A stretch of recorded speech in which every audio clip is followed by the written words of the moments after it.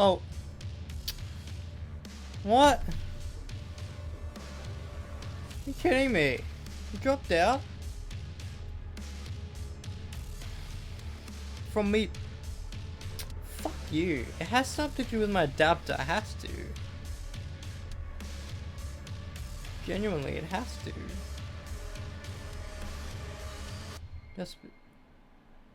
Just because I was fucking charging it. Fuck off.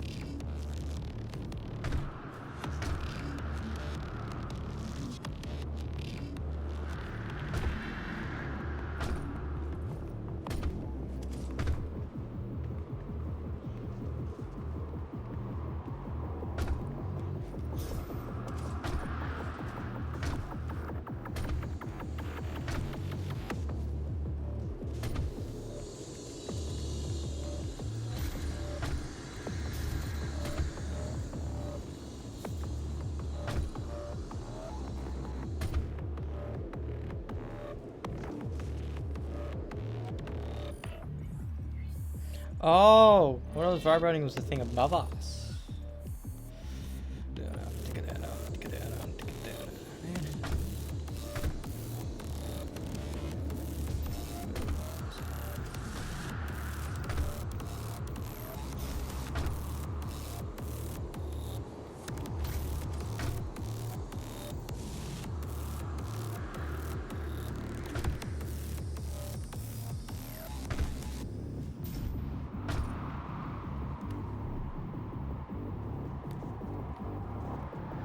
Like, what do you do to make your music sound like that?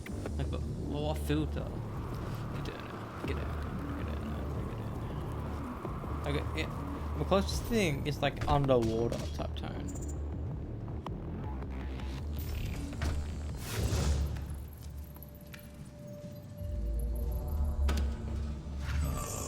That's an Argent accumulator she's carrying. She'll try to use it to open a portal manually into hell. While the Argent Tower is non-functional, the connection to their dimension is still viable. We are at great risk, Dr. Hayden.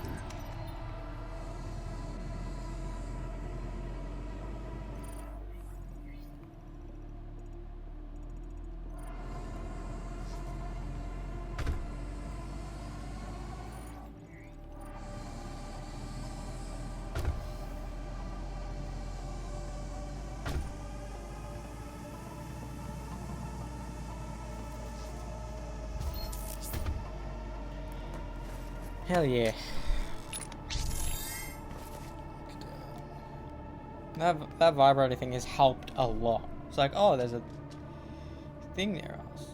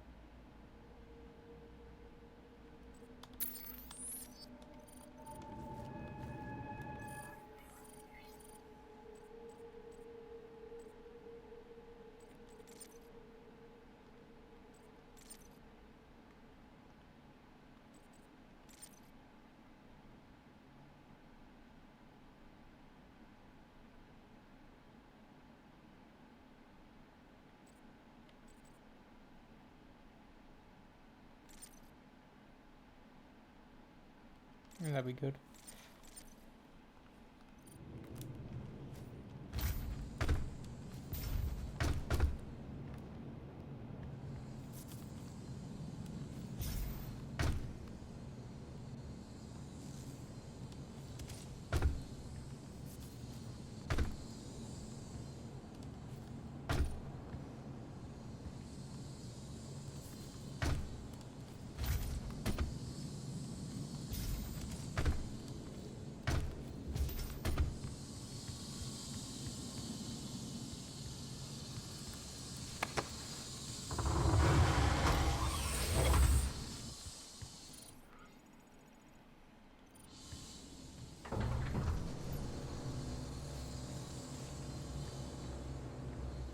Hello, and welcome to the UAC, home of the patented Argent Energy Filtration System developed by Dr. Olivia Pierce.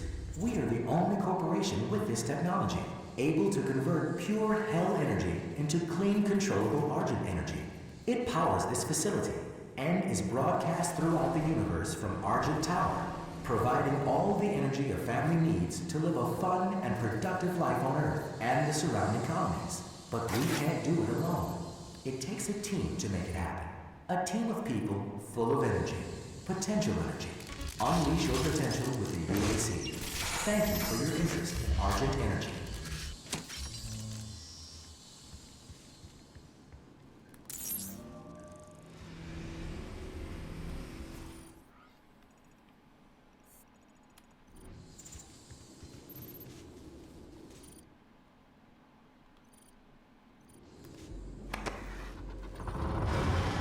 Completed in 2127, based off a prototype developed by Samuel Hayden's research team. The Argent Tower, the Argent Method, the UAC's.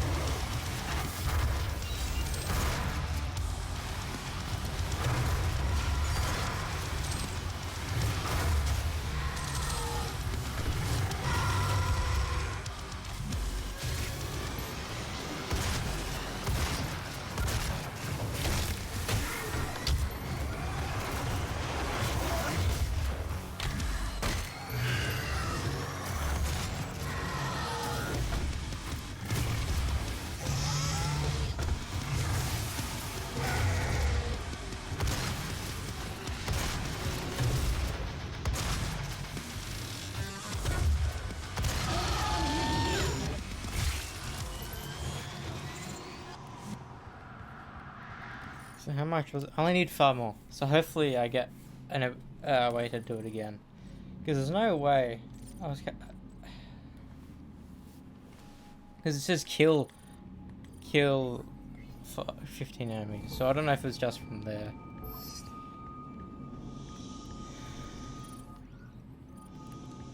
Like shit like that is fun.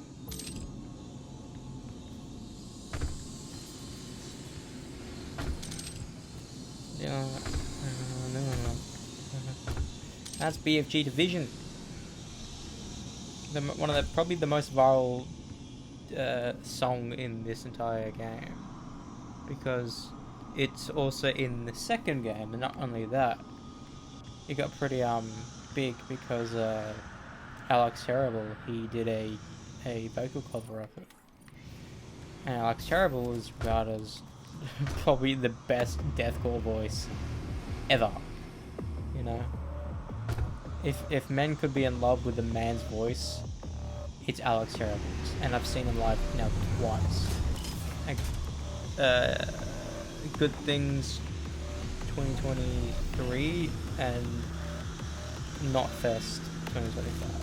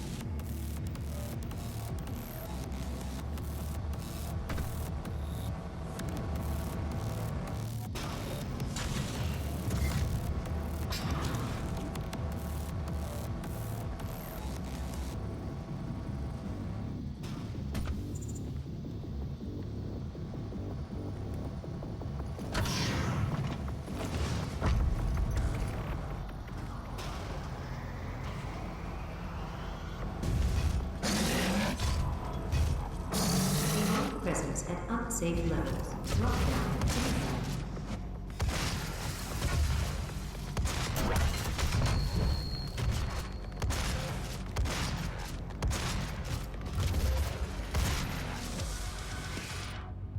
Mancubus.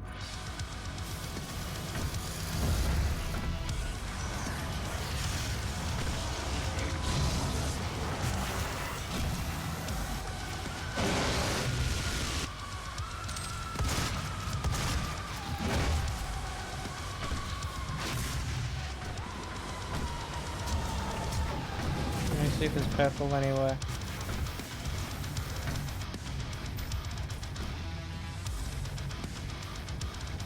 Oh, there it is.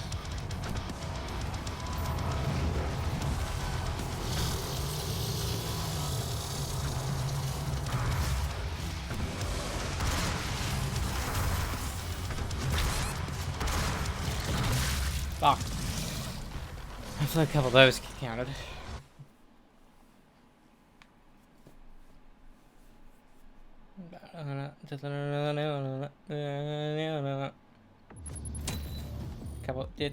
Did any of them count? Yeah, they did.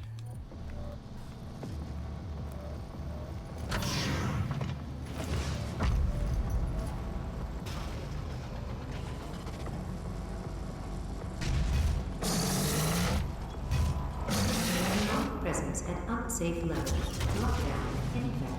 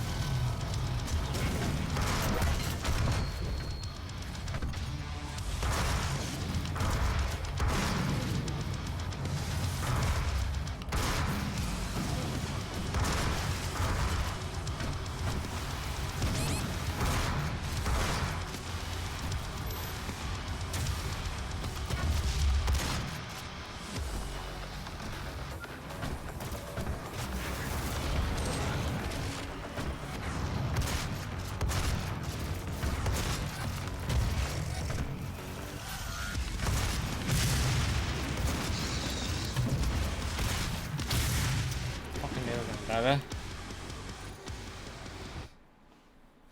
At least it's done.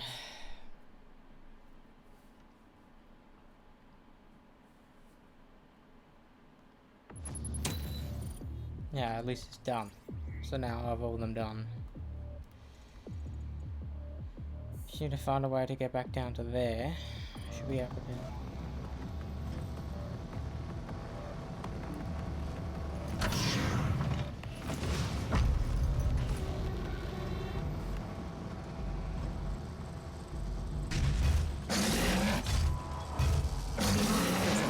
Safe levels. Lockdown in effect.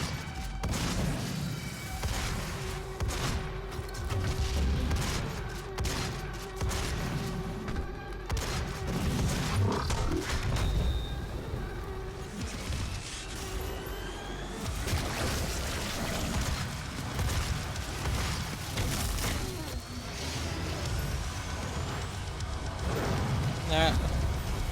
Come on, where?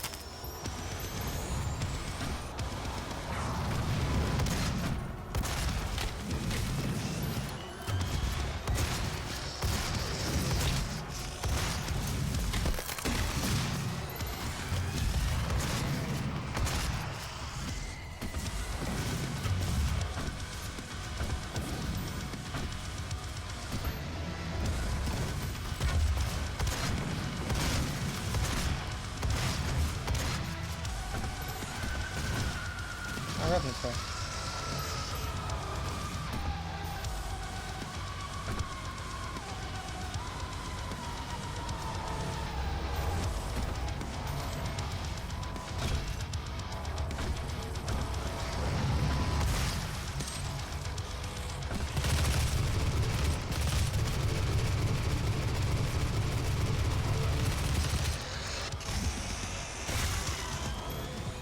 Demonic presence eliminated. Lockdown disengaged.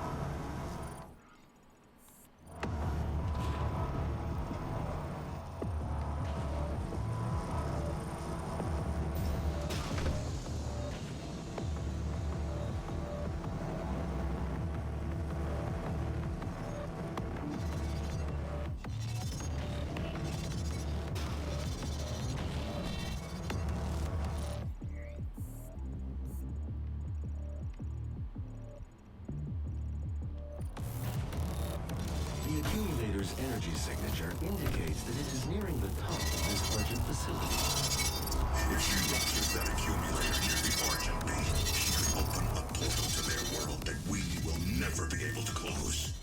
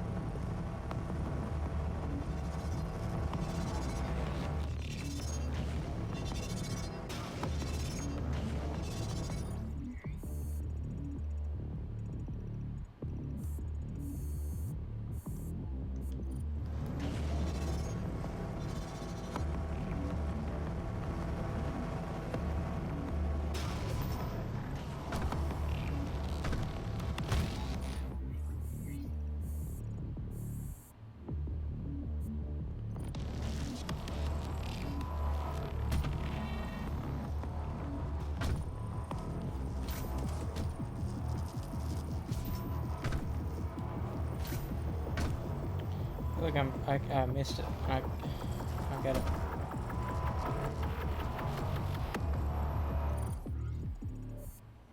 Even though it fucking looks like I can scale it.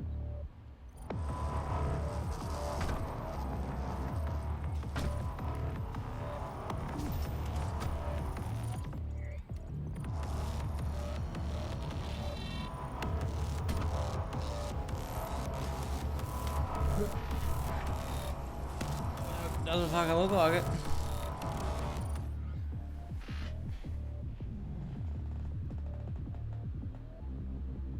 Fuck.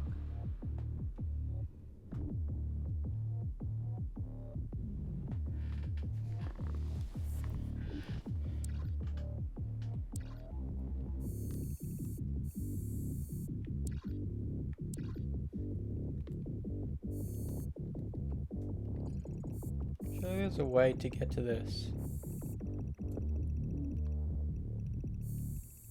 Surely I'm not locked out because there was no way I could climb up before. Unless I didn't explore enough. That's probably it. I have to move on.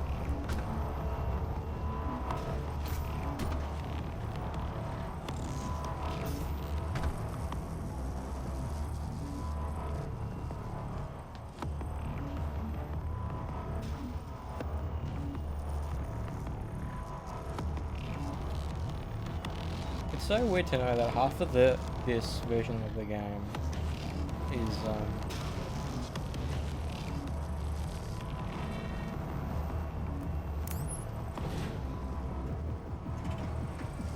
yeah, half of this game is actually just waiting. It's so weird to realize that.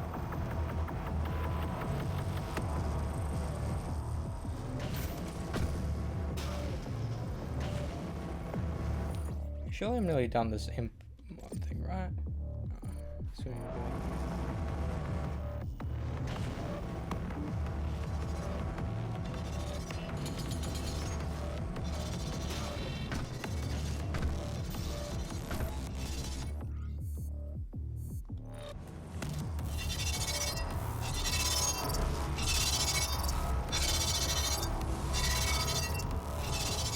Sure, there's a way I can get back, right?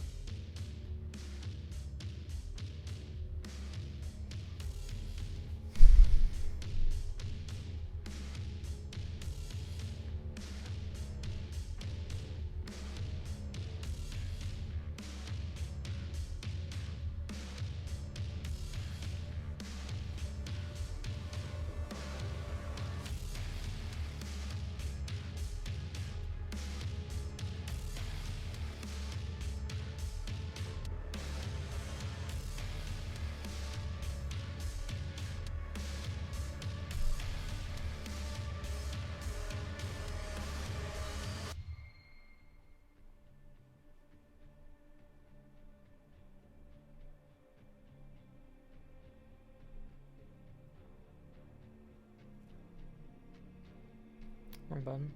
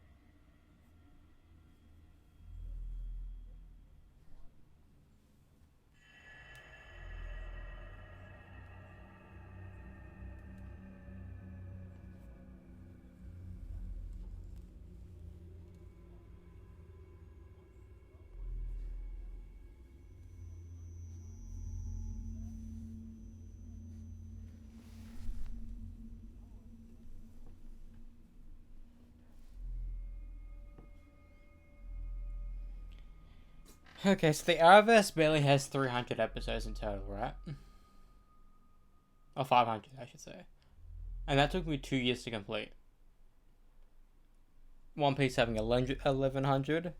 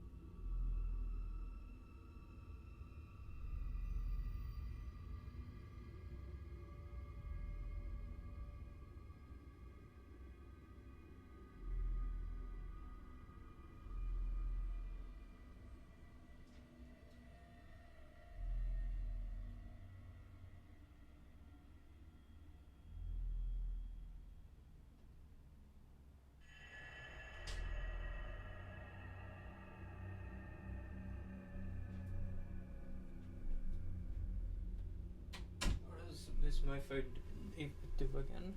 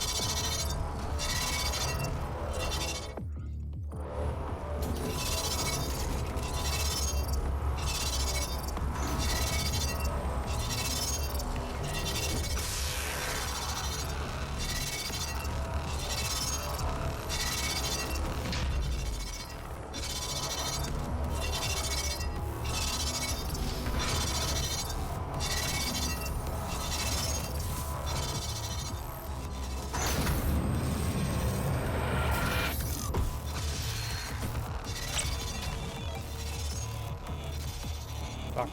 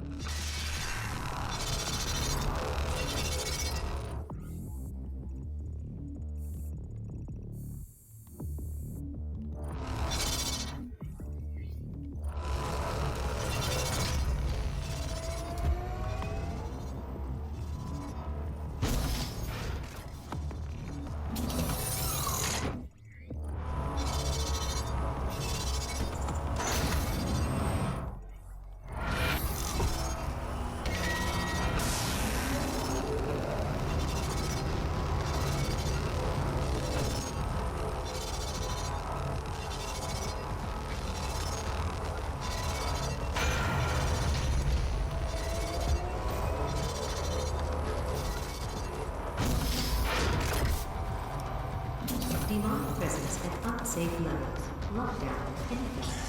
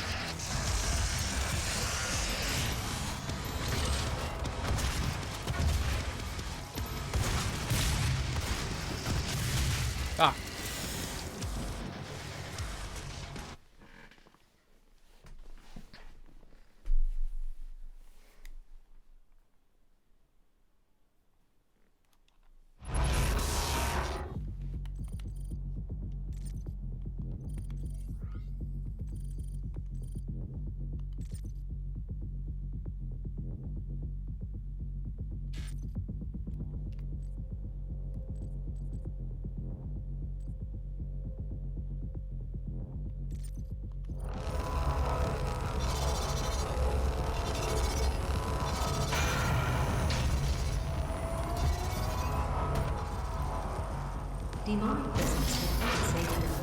Lockdown in effect.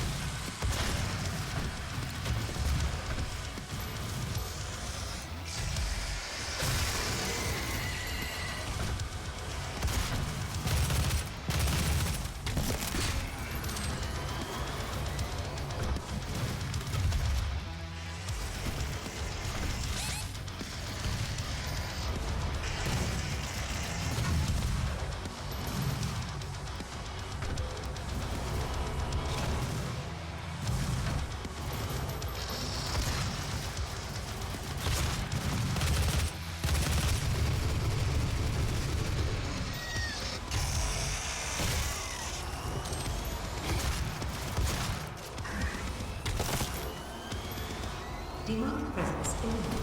Lockdown disengaged.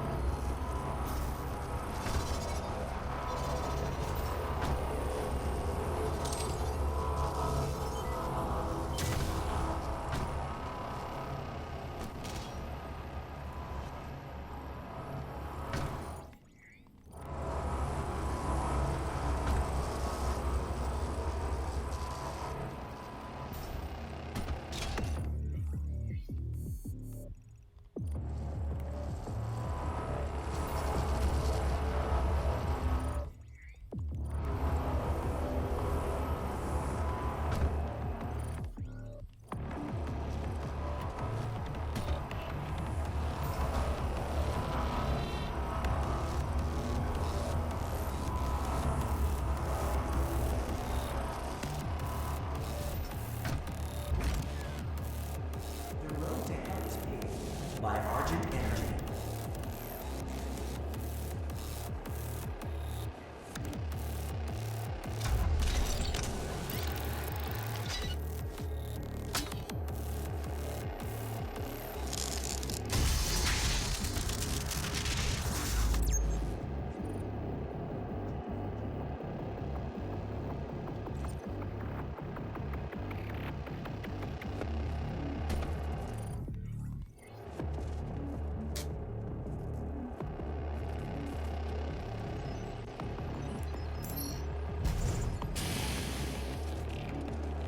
The road to hell is paved by Argent Energy.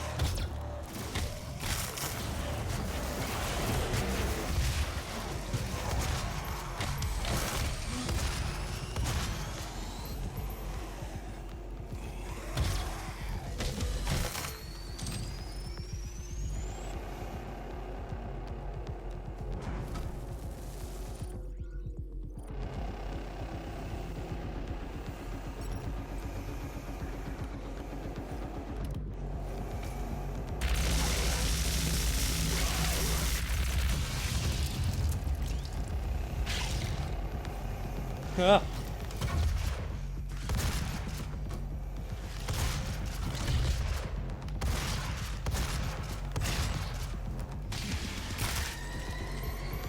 That always fucking terrifying.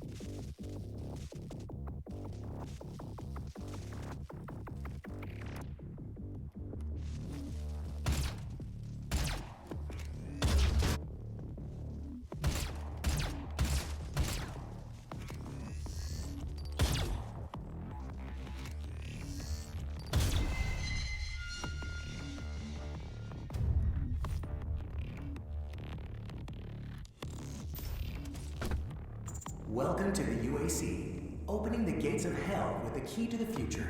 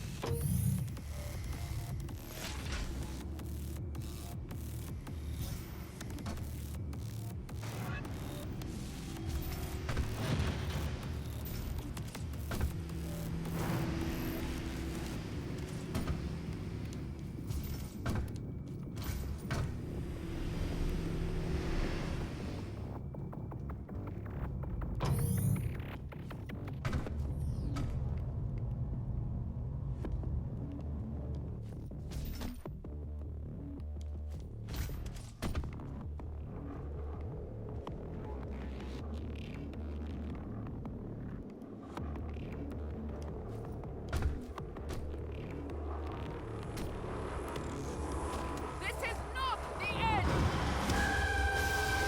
It's only the beginning!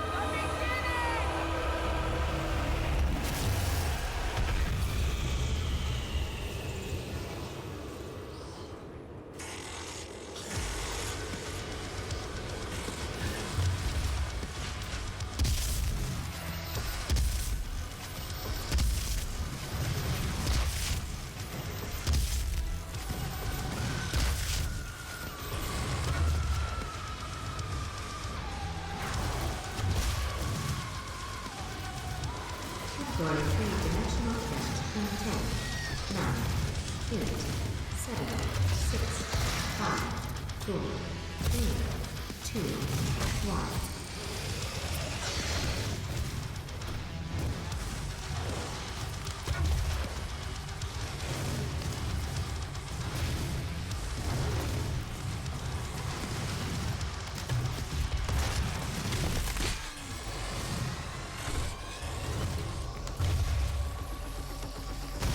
Category 4-dimensional event in 10, 9, 8, 6, 5, 4, 3, 2,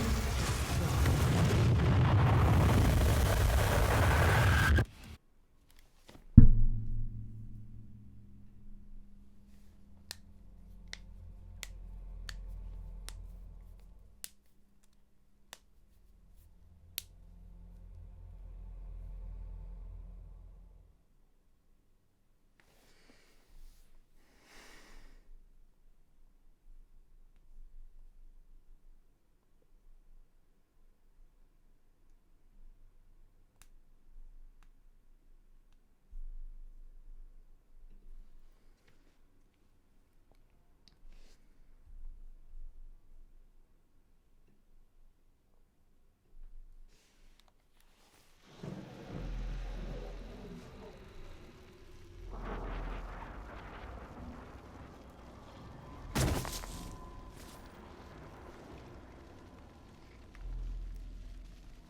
Bro, I'm in hell right now.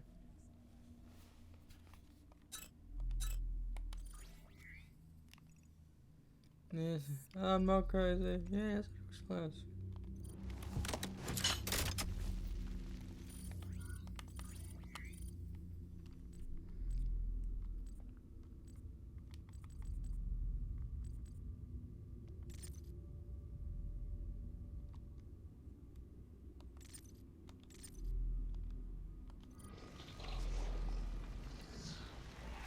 He is here.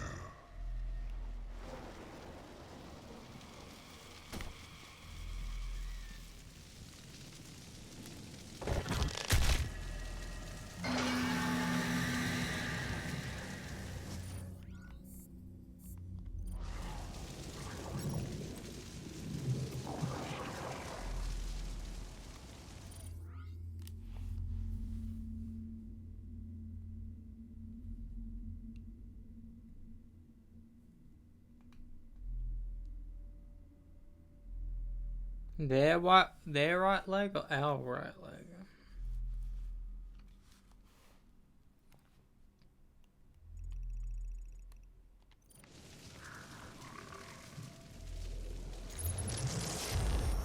We'll set up a portal device at the tube.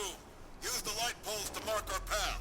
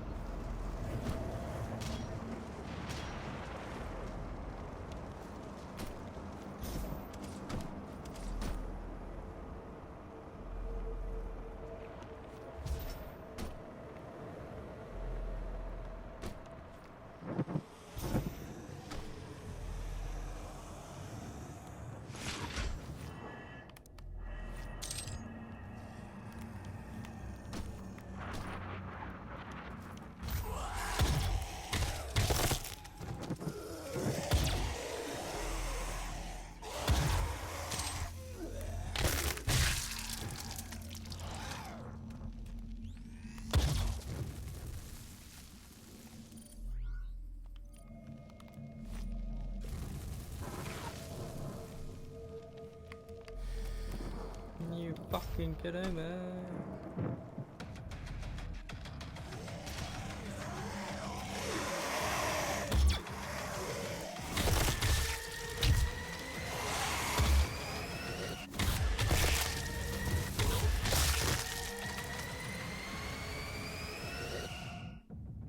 Oh, Hellraiser. What's a Hellraiser?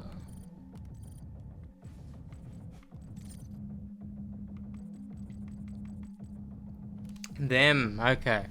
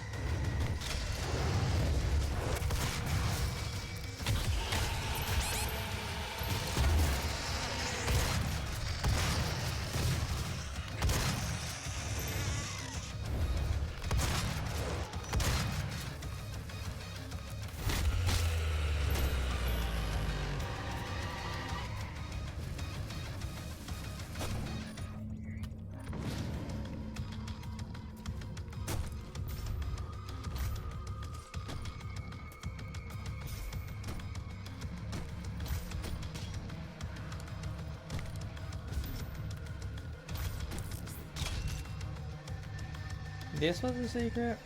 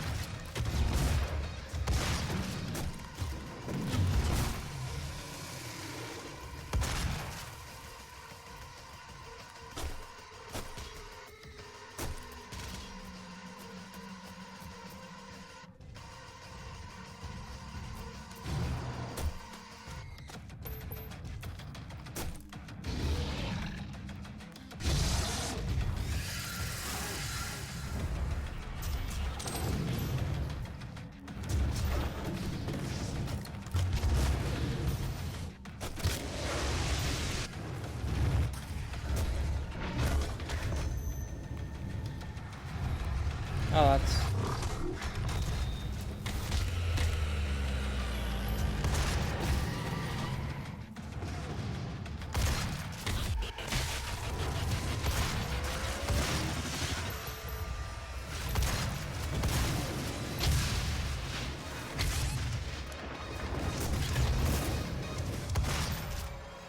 Bro.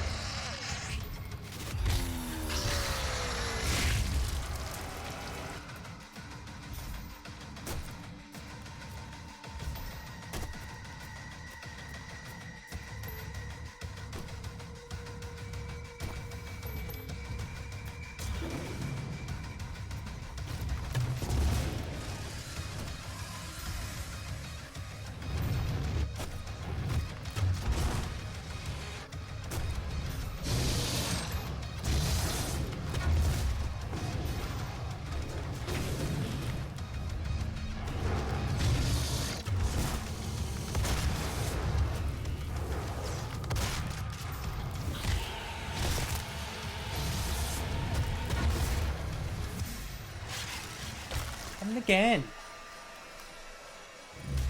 Why am I doing that?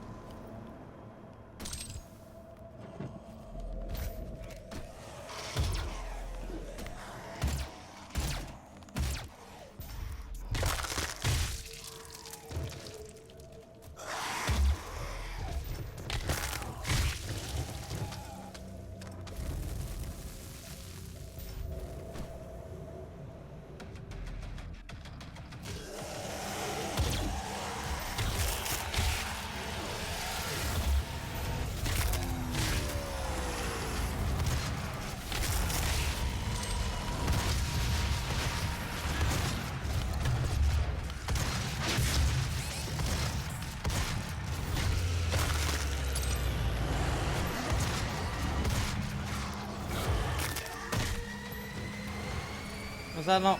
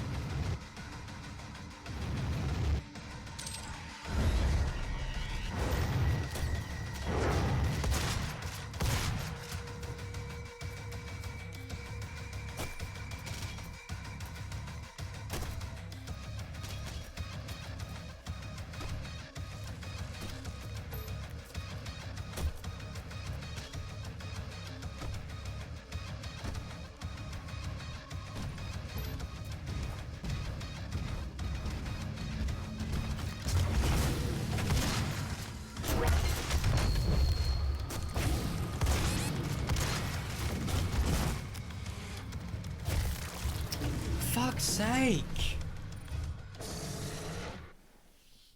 I need an fucking.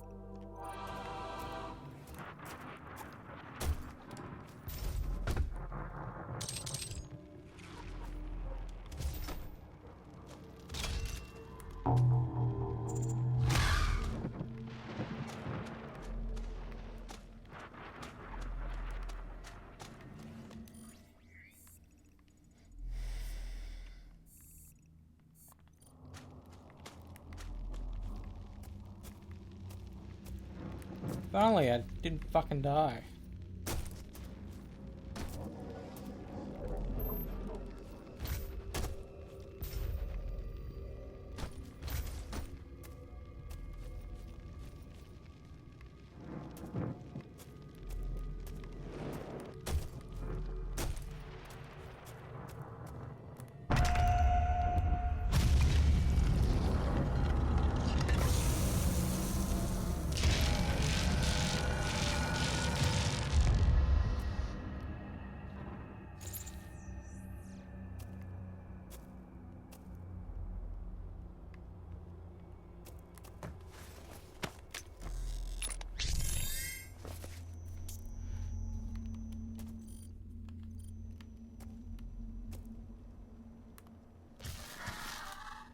In the first age, in the first battle,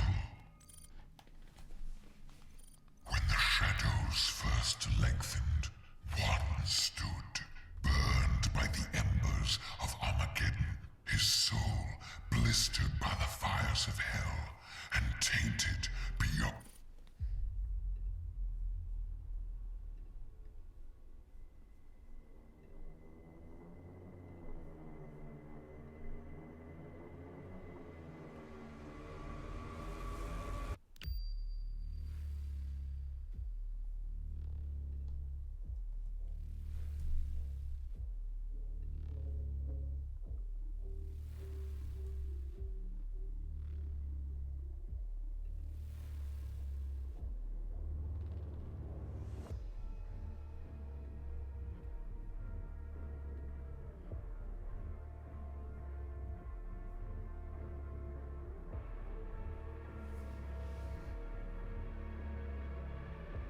Ascension, he chose the path of perpetual torment.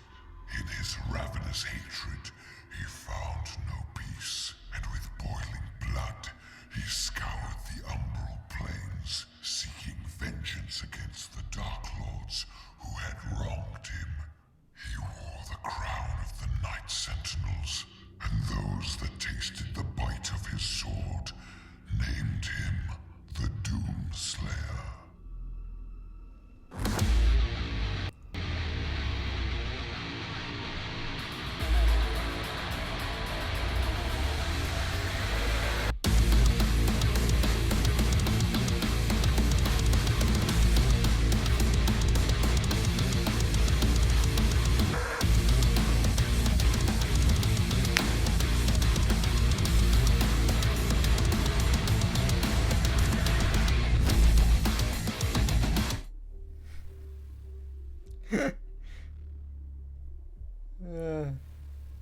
I was like, oh, I know that.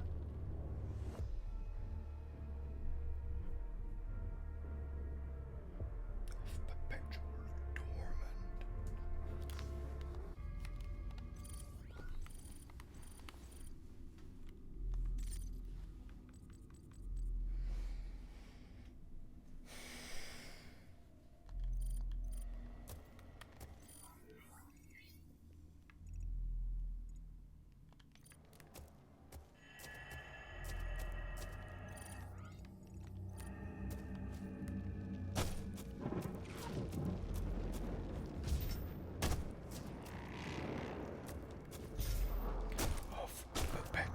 torment.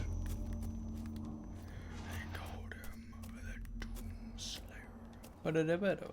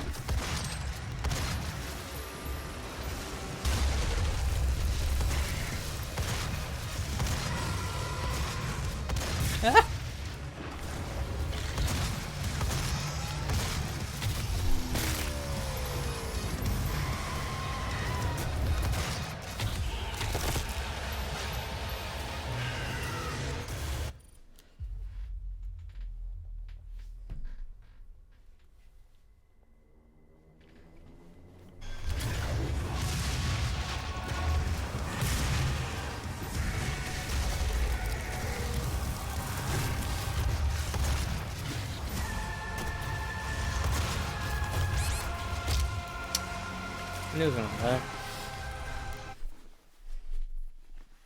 So there's two summoners there, bro. Summoners are annoying because they fucking teleport.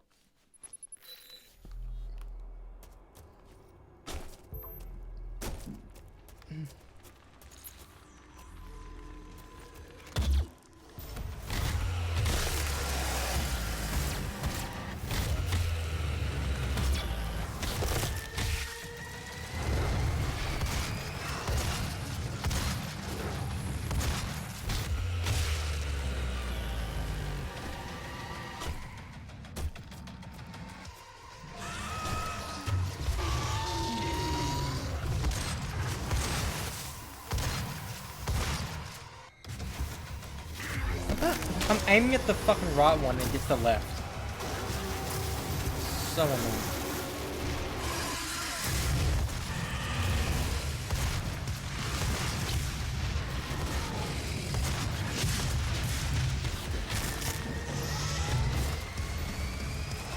I don't know how I died, but okay.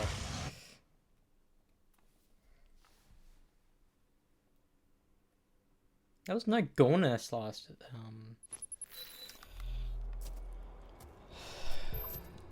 What the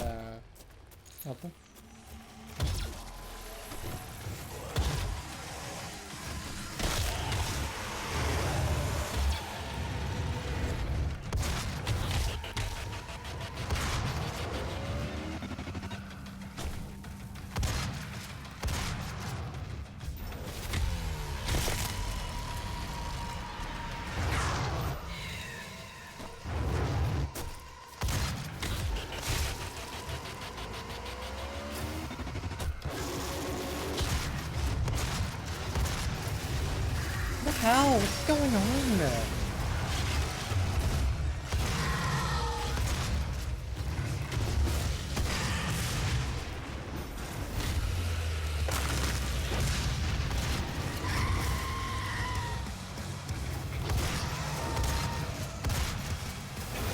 I'm aiming at the right one, but it's getting the fucking left.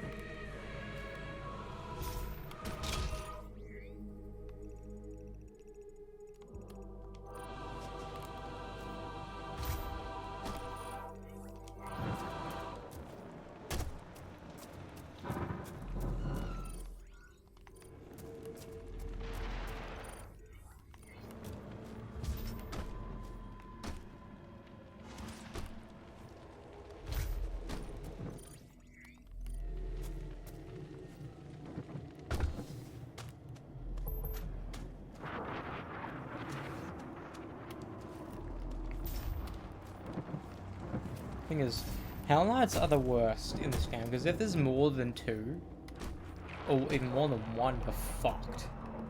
Because you need to like put all your focus on them, otherwise you just die.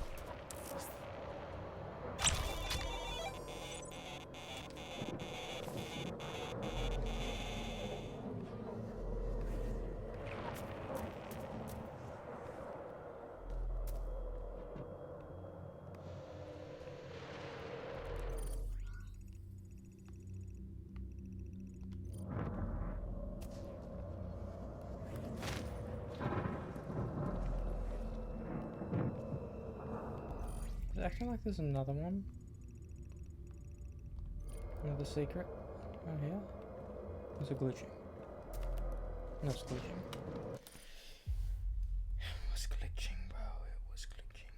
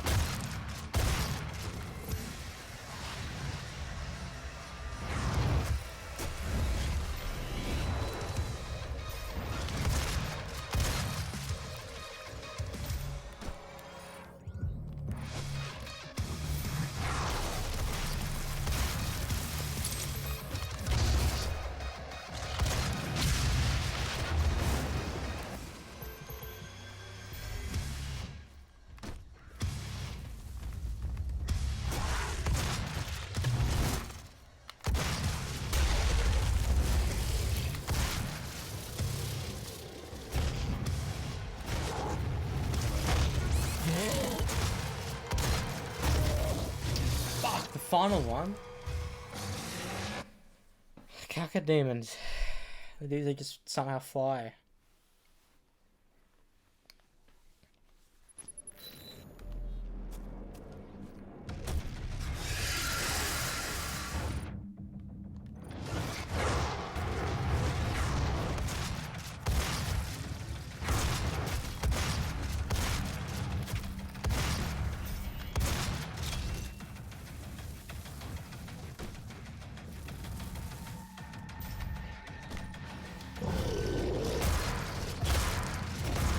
Fucking, what the hell's going on?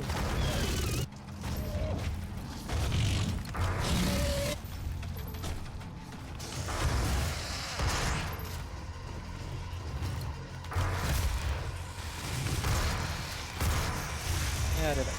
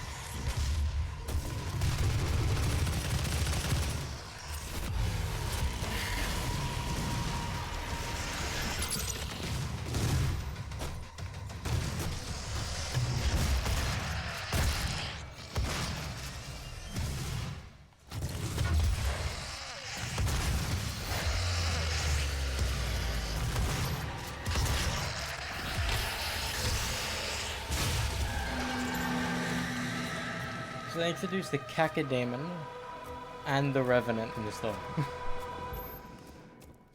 What was the Revenant in the last level? How many Revenants have we killed already then?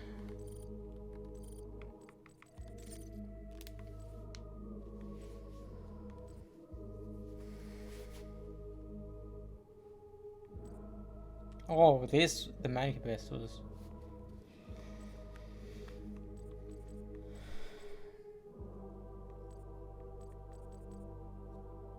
It's so weird how, like, we've killed more Revenants than these guys.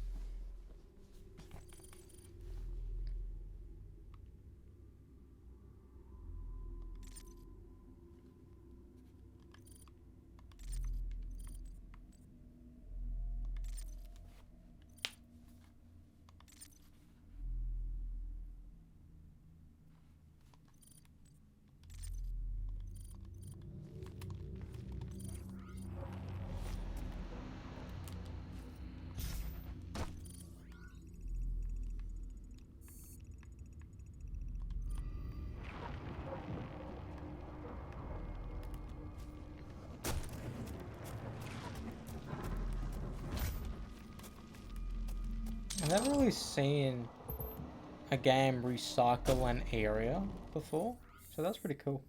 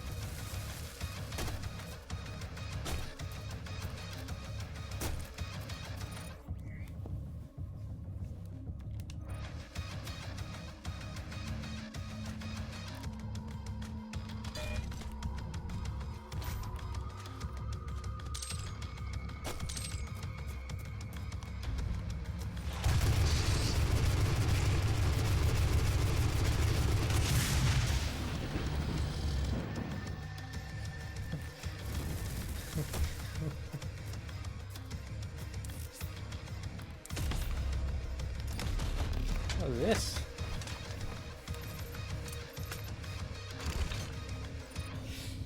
Tommy gun.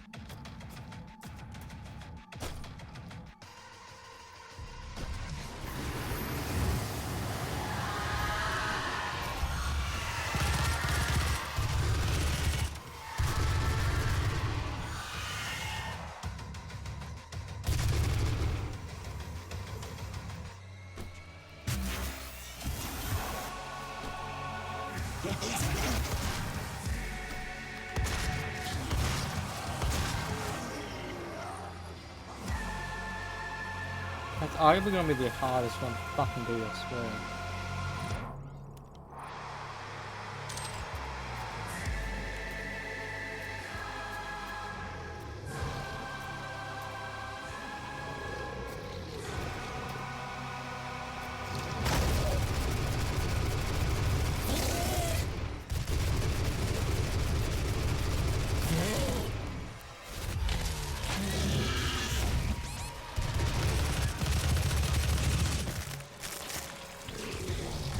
Charlie bit A.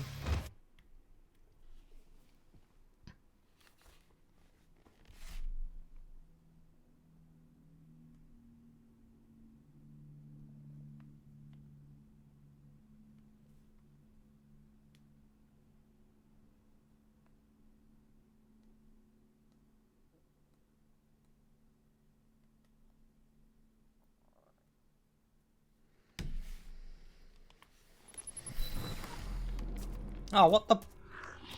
I'm back here.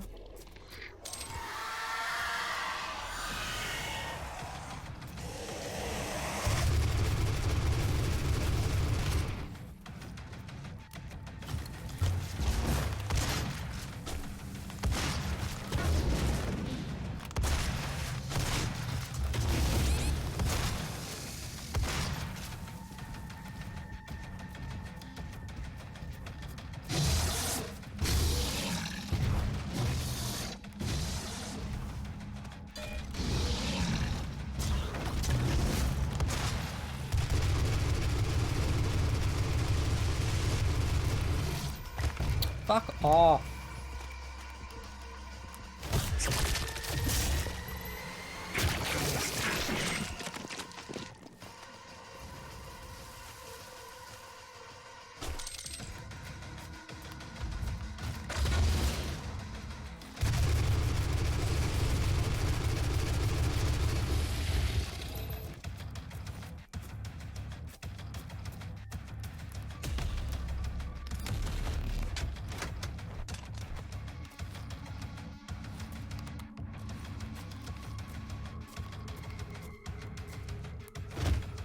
That's pretty cool. A Dune helmet.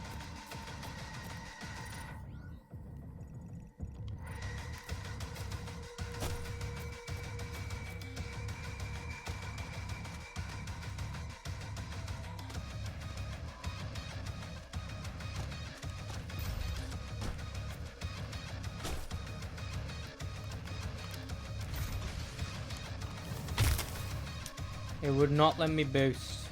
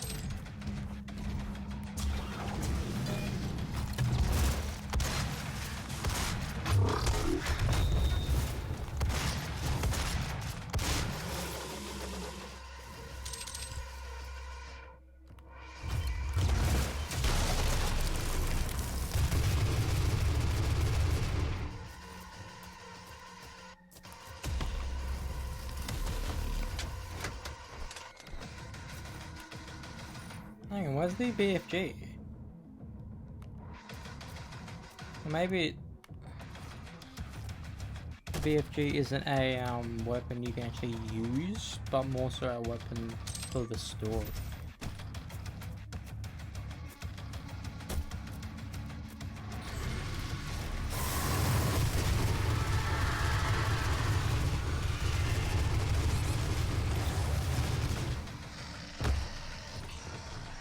I'm dying stupidly.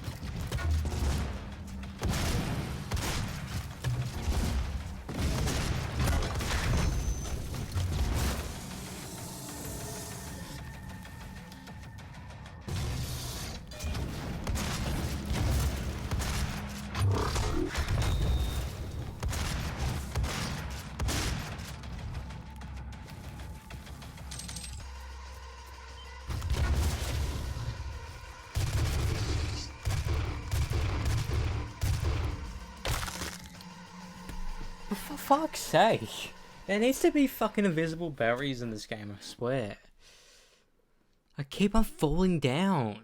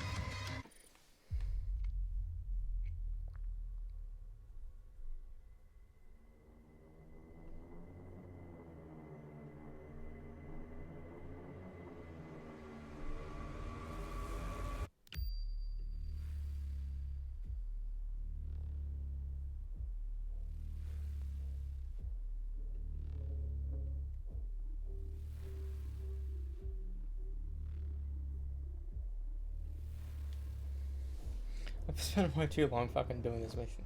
And I feel like I'm only in like the first 20 minutes of it.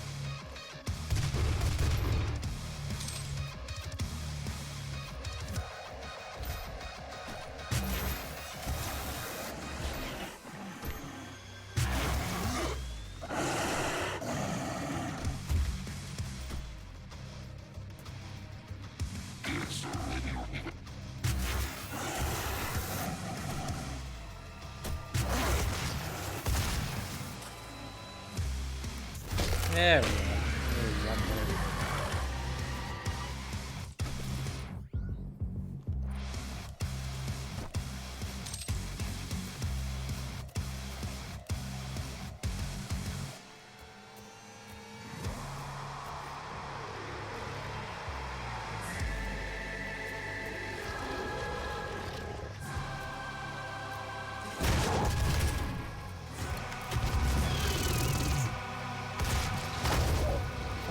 Hey. He just laughs at you.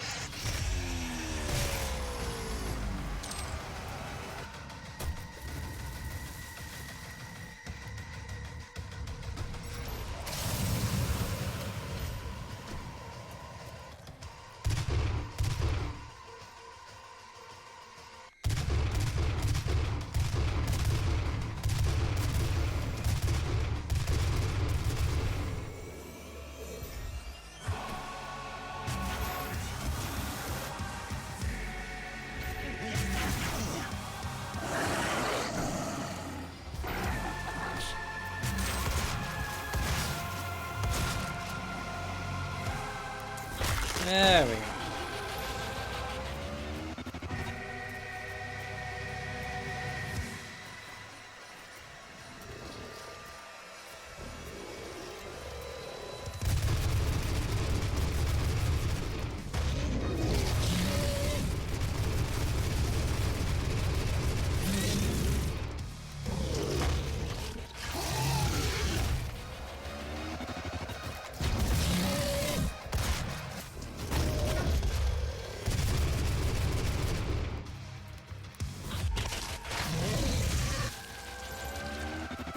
Finally, new terrain.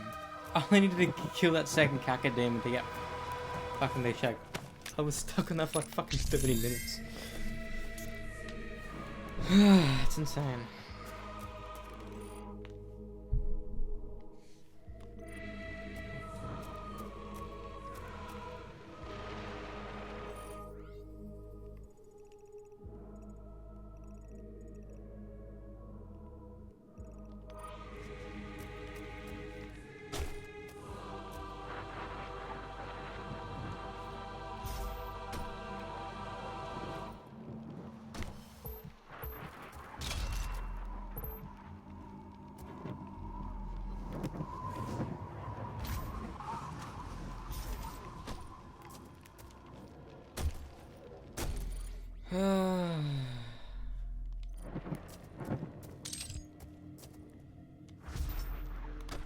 Fucking Christ.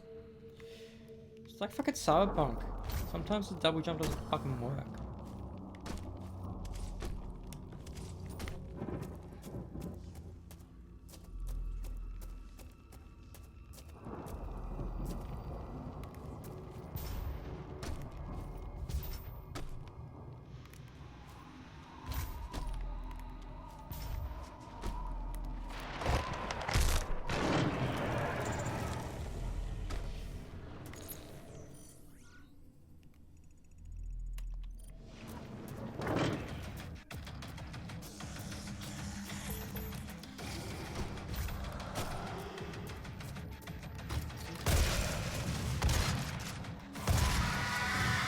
I think it has.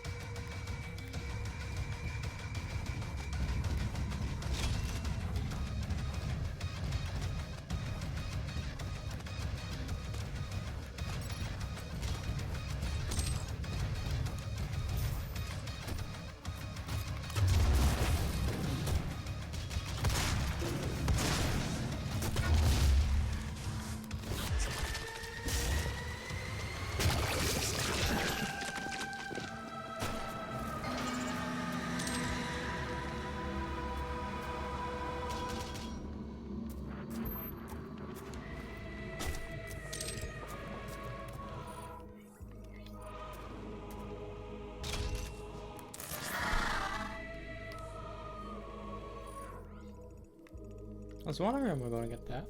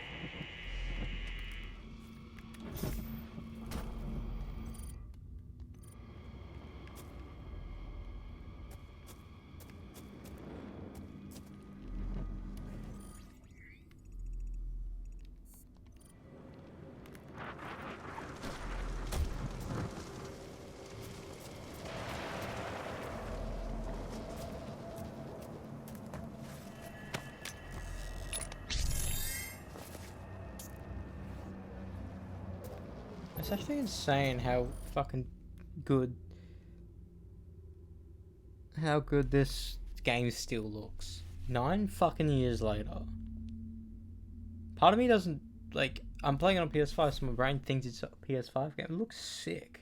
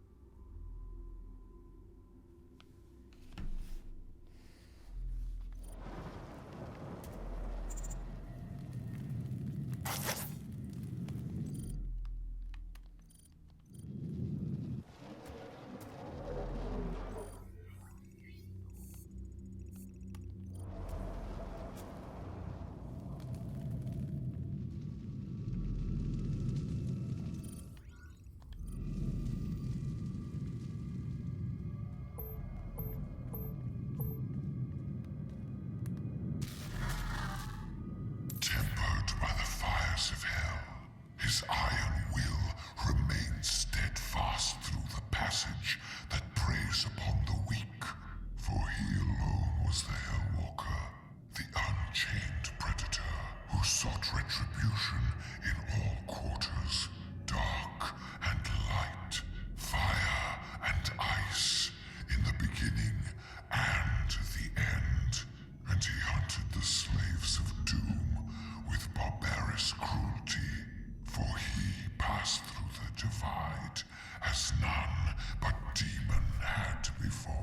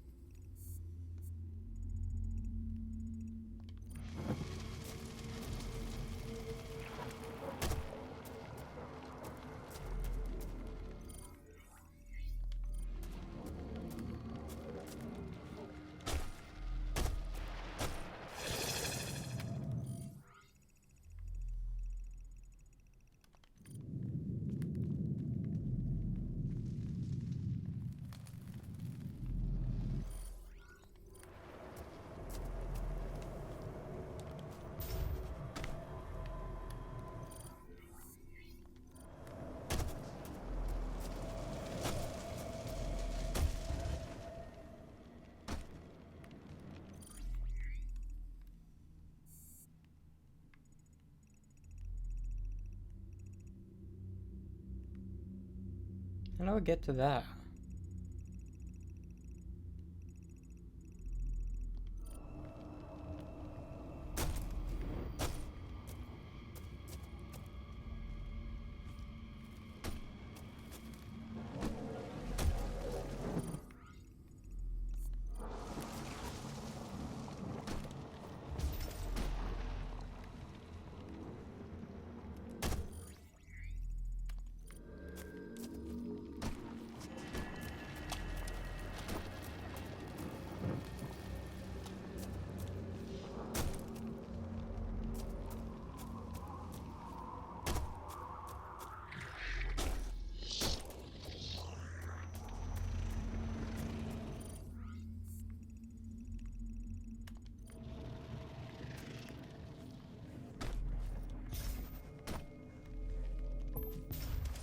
There it is.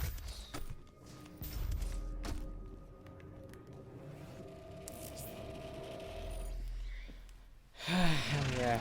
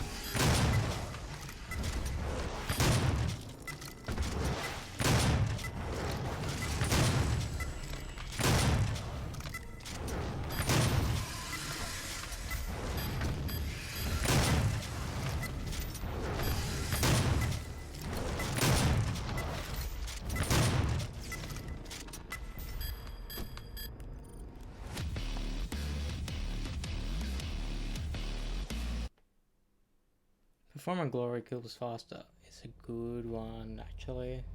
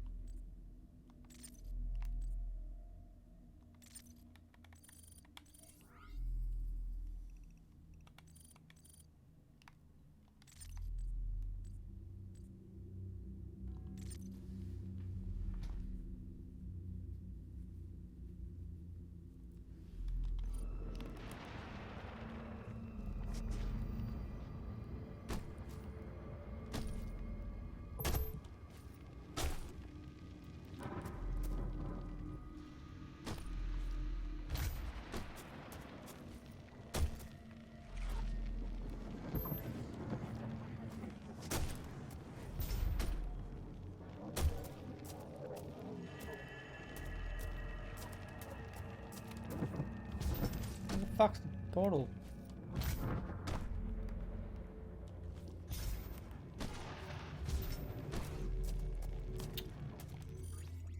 Fuck, will leave us.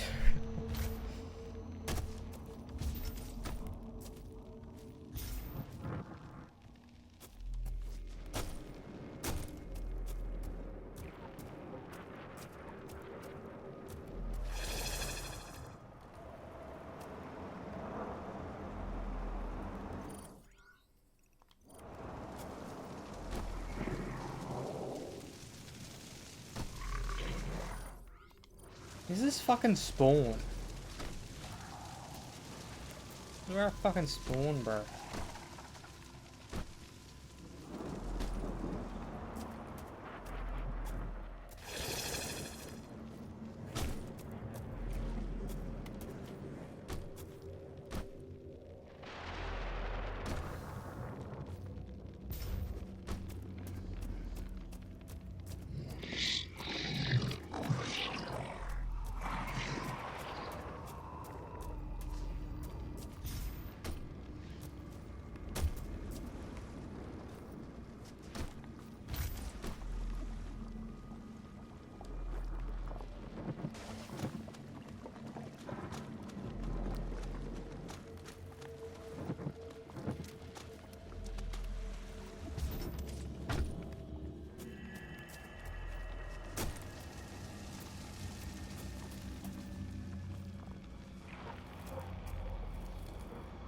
Now we can fucking move on.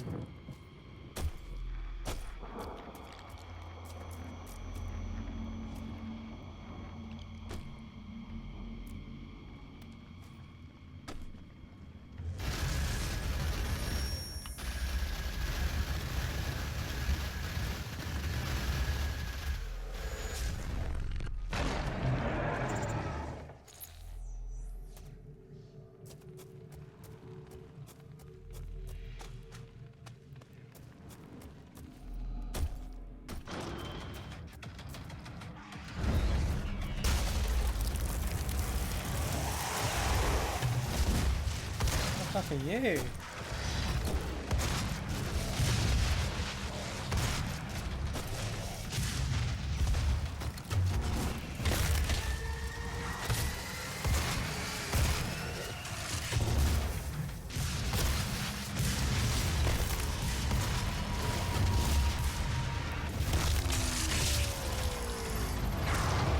Oh, you're a Baron. I remember you guys.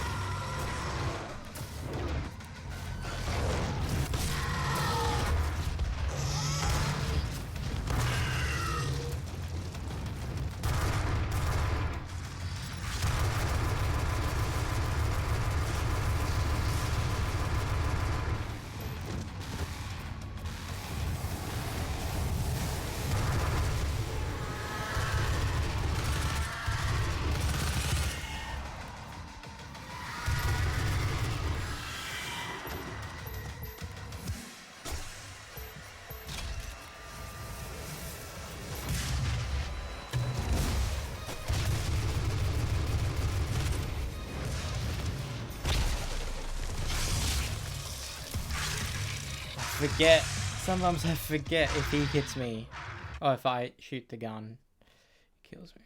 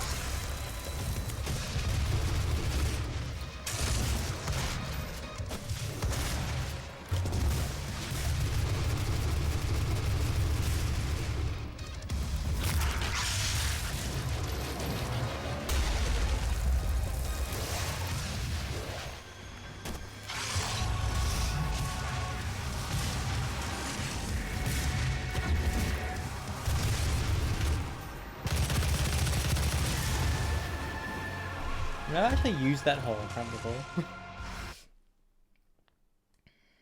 It's good. It's a good distraction.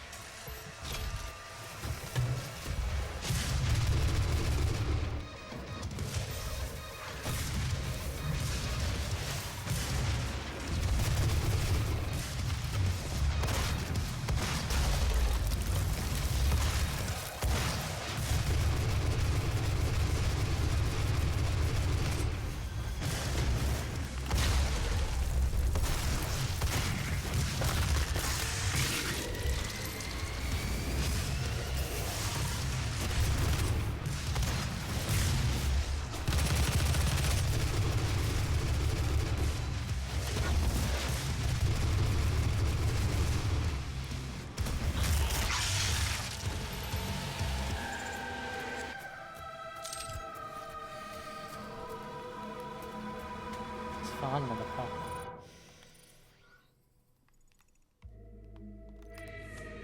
Like, genuinely. Like, when you get in a rhythm of the thing and knowing where the enemies are, the game somehow transcends. Like,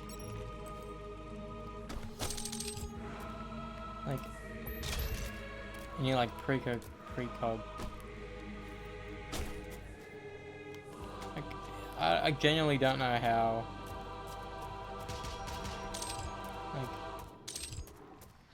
they did it. Like, it's almost like they accidentally made a perfect game.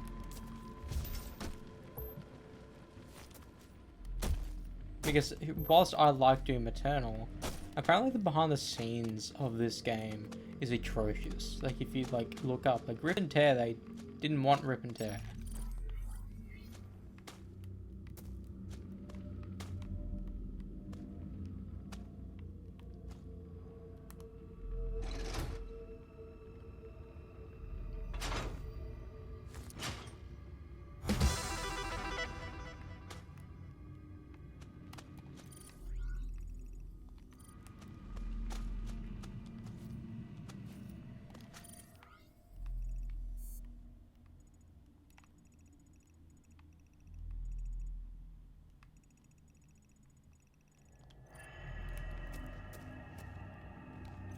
Oh, I can't even go down there. I think that we can unlock that later.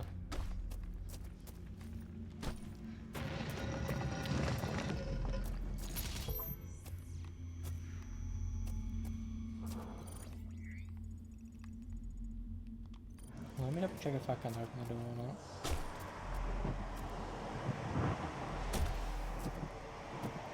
Oh. This is the secret.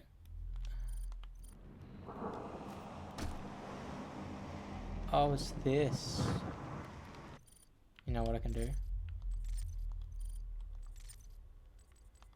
In here.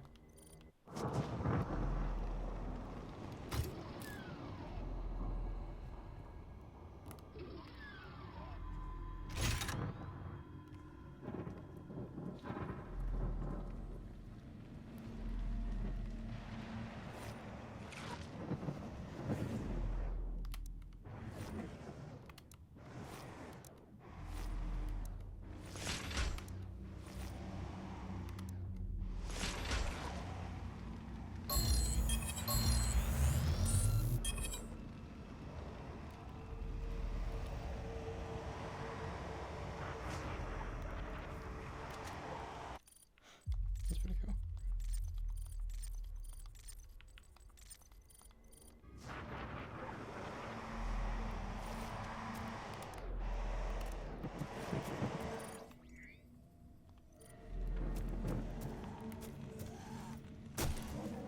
Oh, so the thing we pulled back before the other day. I completely forgot these are the secret rooms. So I unlocked every single secret. I just need the final Predator token and the room trial, and the level's done. Legit, without using a guide? Fuck yeah.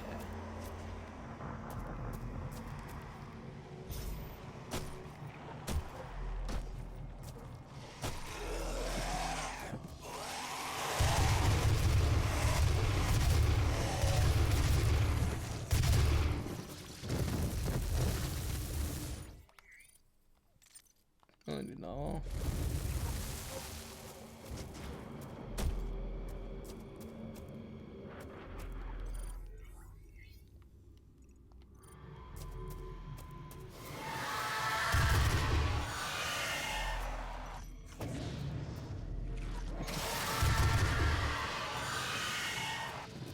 I do why I can't even fucking like stealth them.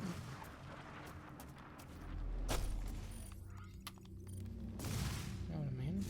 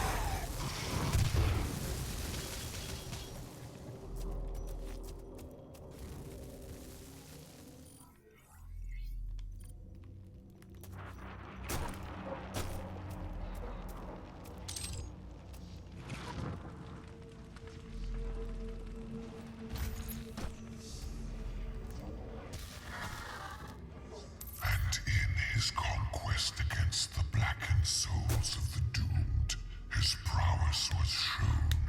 In his crusade, the Seraphim bestowed upon him terrible power and speed, and with his might he crushed the obsidian pillars of the blood temples.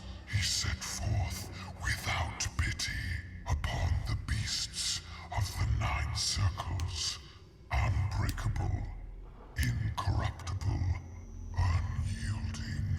The Doom Slayer sought to end the dominion of the Dark Realm.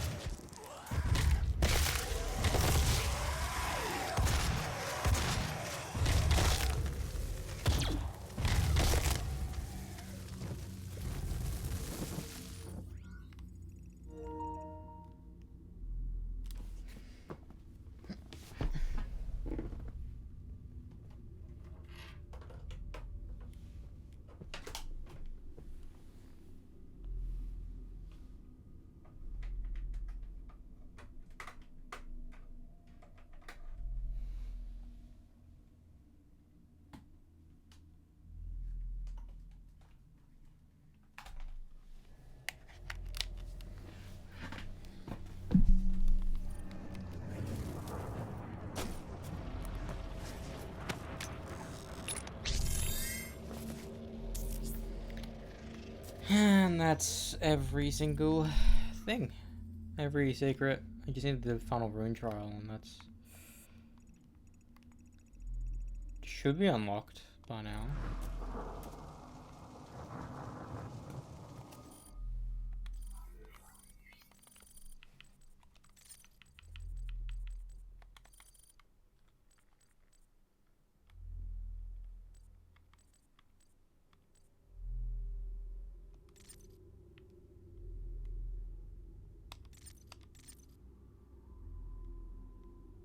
That's good to get. That's fucking good to get.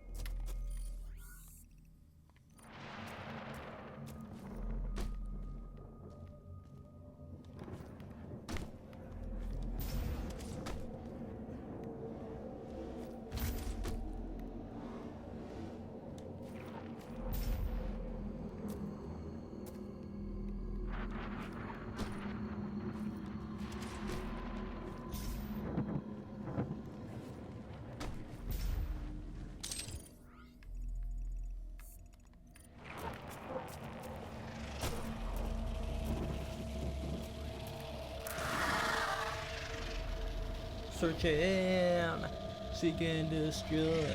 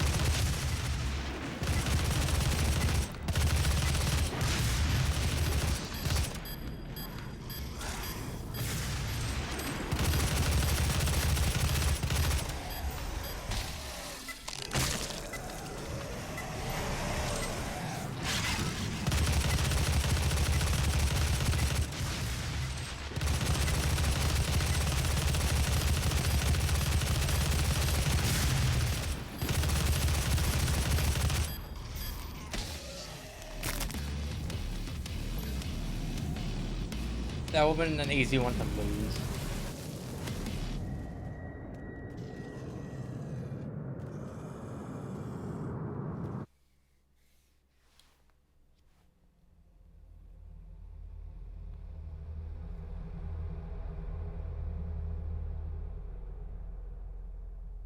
So now everything in this level is done. Everything. I found everything.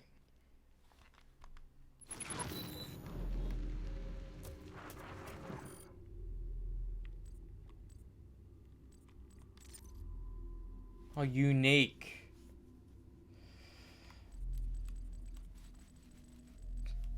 I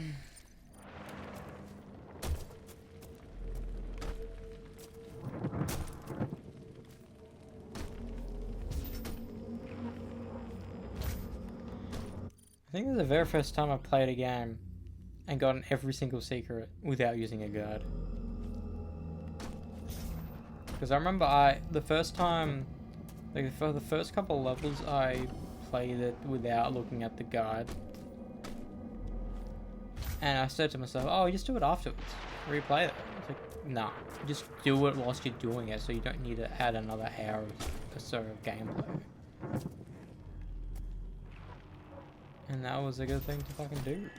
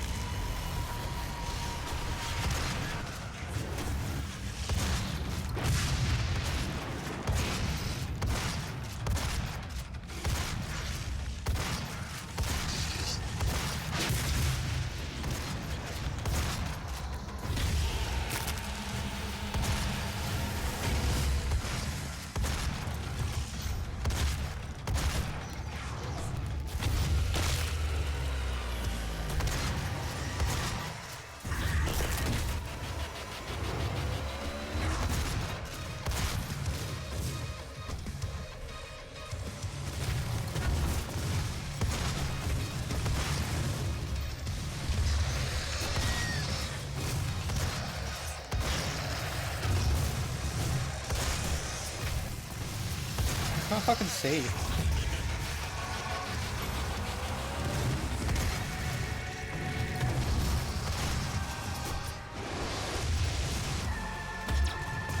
What the fuck?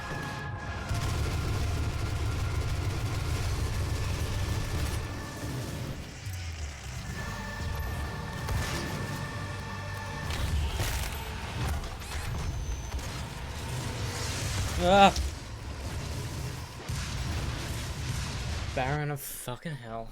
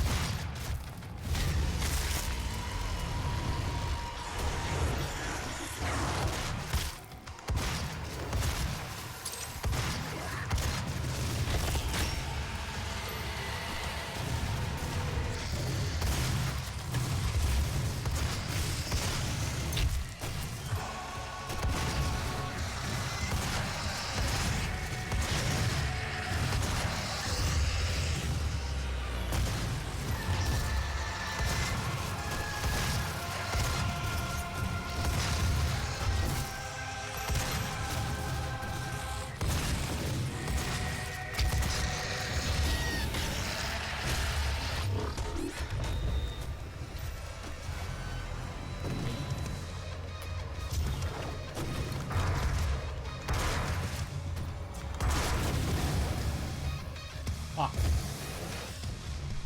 I didn't have enough health.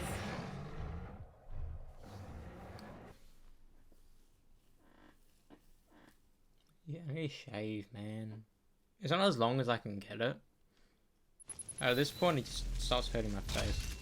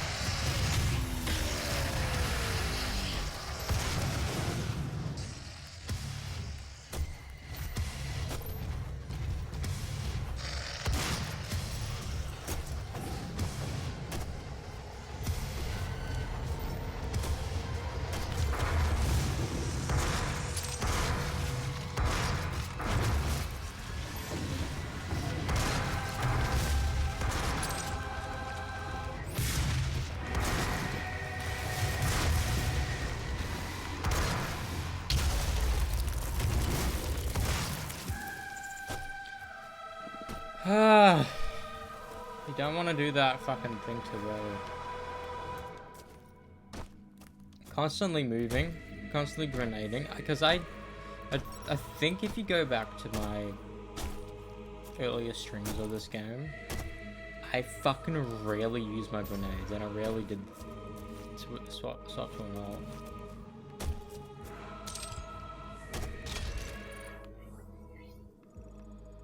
An old weapon.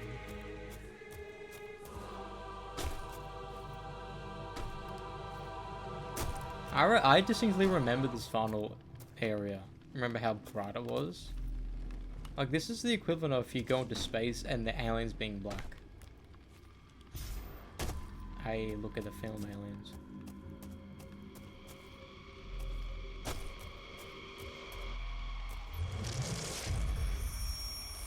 This is our birthplace.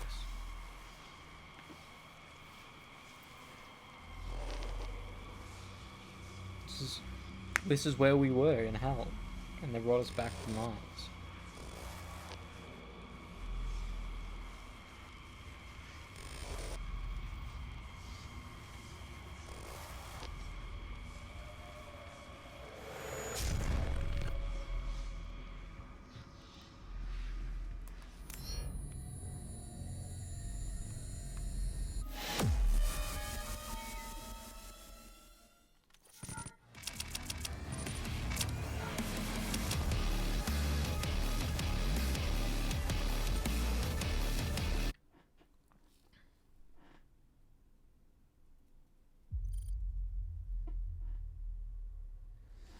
I'm gonna...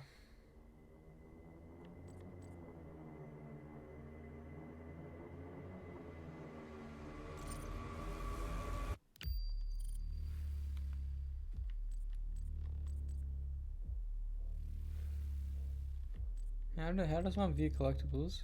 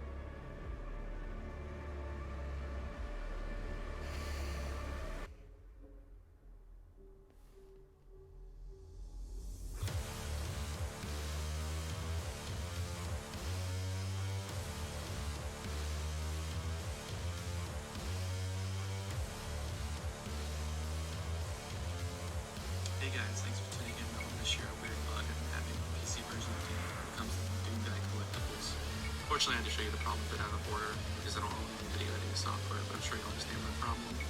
So basically, I'm trying to collect all the Doom guys. My save game in the menu says that I've not collected the Jungle guy.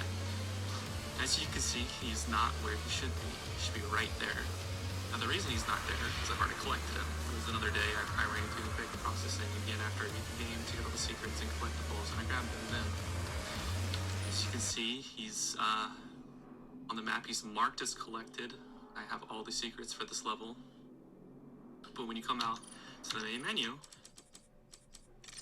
he is it is said that he's not collected.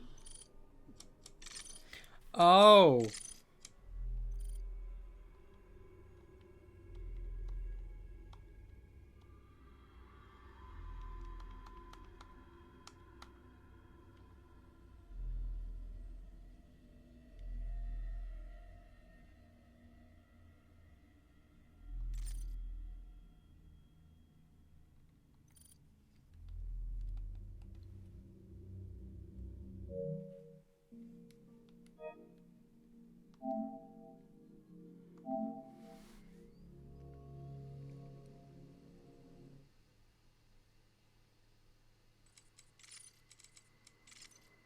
Right here.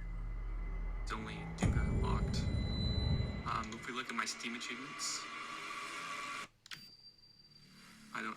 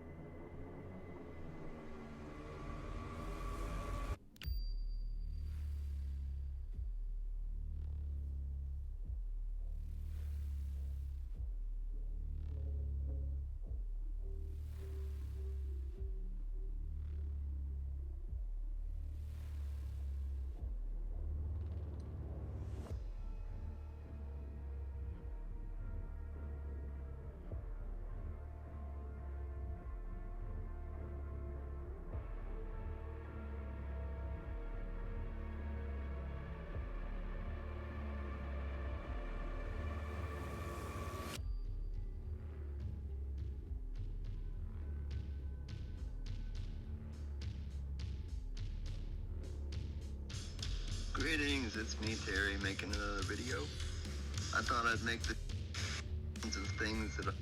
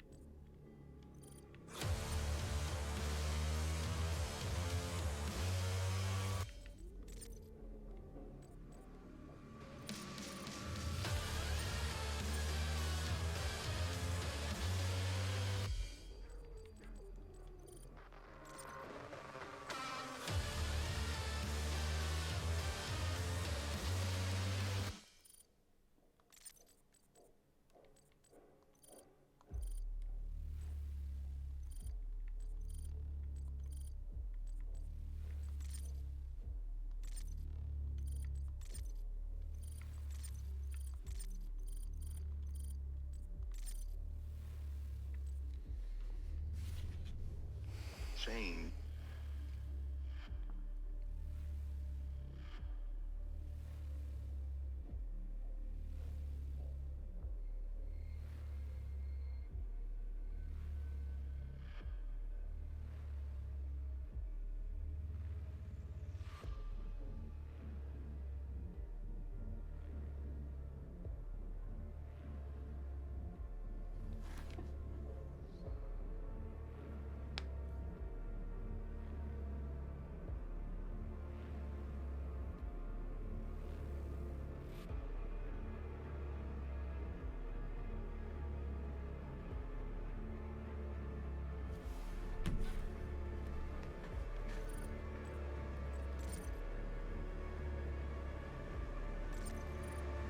Oh.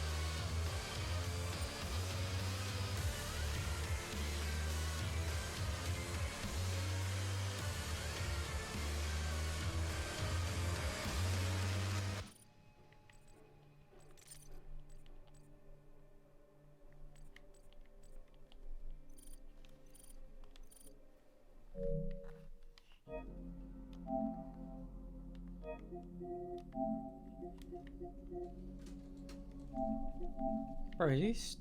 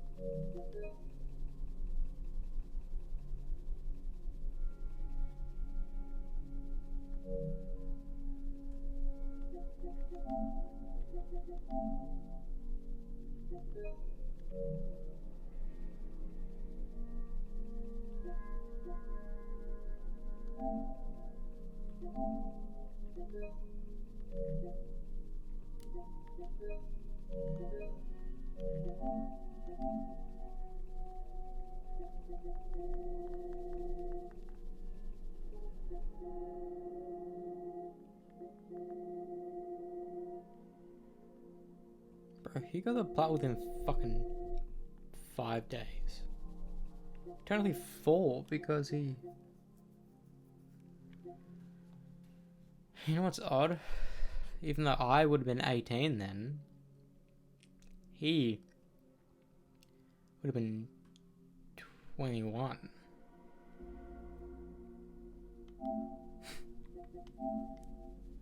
That's so weird to think, because I'm 23 now.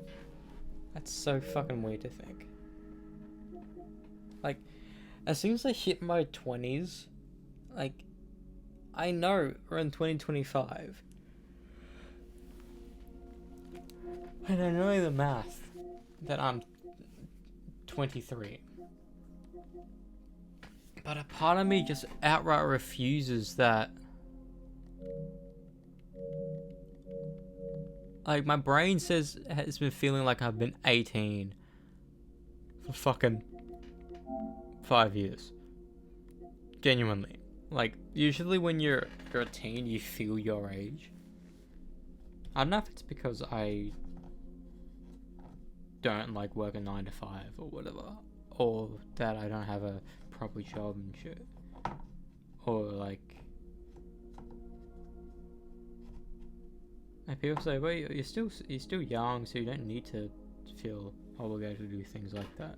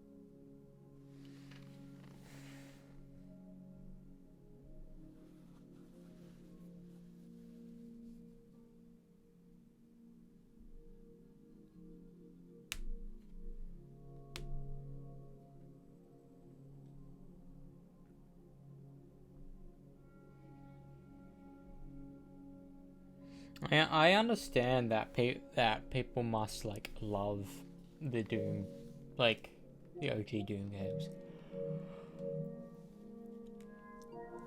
But legitimately, a part of me would prefer if they just remake the OG games. Legitimately, just remake the OG games.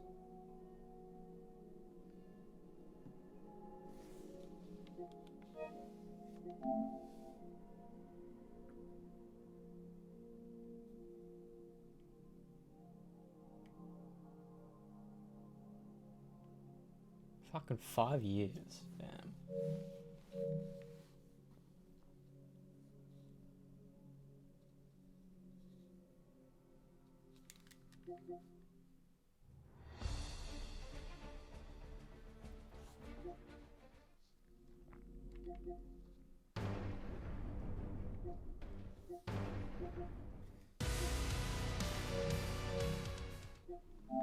You know what I'll do? I want to watch that Cyberpunk video that came up on my feed a wee bit ago.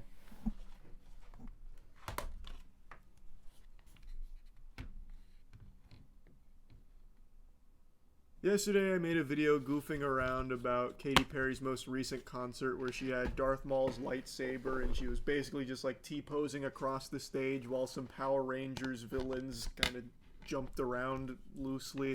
It was very silly.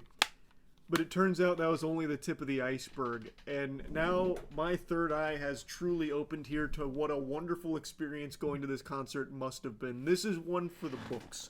Heavens to Betsy, I tell you, if I was at that concert, it would be my Woodstock moment. You would never get me to stop yapping about it. I'd be telling my grandkids, because it looks like something special. I have become a huge enthusiast.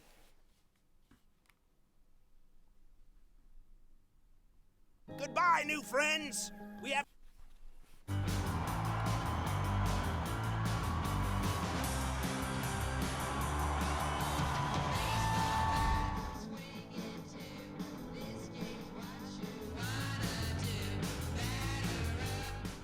Goodbye, new friends. We have defeated the pig army. Scribbity boop boop. And now your Minecraft journey must end. Enjoy your lives in the boring, non-square world where magic isn't real and things actually expire. Okay, bye. Actually, I think I want to stay. Yeah! We can't stay here. Why? Because we got the portal back, and we have responsibilities. For what? Your crappy job in my school of bullies? I don't want to go back there. I'd rather just live here. Yeah, I have no reason to go back. I'm broke. I have nothing left. You think a guy with a face like this could ever be successful in the real world? I'm a loser. No way. I'm going diamond hunting with my new best bro. Yeah! You guys don't want to take the lessons we've learned from this creative land and apply them to the real world? We learned a lesson? Yeah, I feel pretty much the same as when I got here. I mean, I'm a little different. Still broke, though. Who wouldn't want to stay here? This place has everything we need. It doesn't have everything. What if you want to fall in love? Who's to say love can't find you here? Oh, wow. I feel like I'm in that movie Tron. Except instead of bright lasers everywhere, it's just blocks and soothing piano. Only the best for my peach princess. Ha ha! Come, my dear, let us crush loaf! Back me up, Dawn. I don't know. You want to stay here now, too? I mean, staying here doesn't sound so bad. It's really not. And we've barely scratched the surface. You want me to name off the stuff we left out in an improvised song? I feel like you've done that a lot There's already. dolphins and glow squids and parrots and turtles. There's foxes and witches and vexes and phantoms. And the best thing you see, no one poops or pees. Oh my gosh, Henry died! No, he didn't. Here, watch. Flint and steel. Death is just temporary? And if you really don't like dying, there's even creative mode! What? Are you serious? Where I am immortal and everything is at my fingertips. Why didn't you just do that from the start? Because that takes all the effort out of the journey, Why can't we stay? tons of food, build whatever we like, live wherever we want. Come on, Natalie. Please. Okay. Yeah. I guess we can go back anytime we want, right? Yeah! Let's go! Freaky Square says I hope all your guys' experiences are unforgettable. I understood!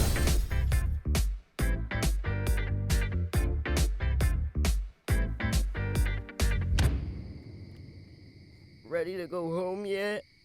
No, the real world sucks. I'm good. Thing is, I don't think they would age.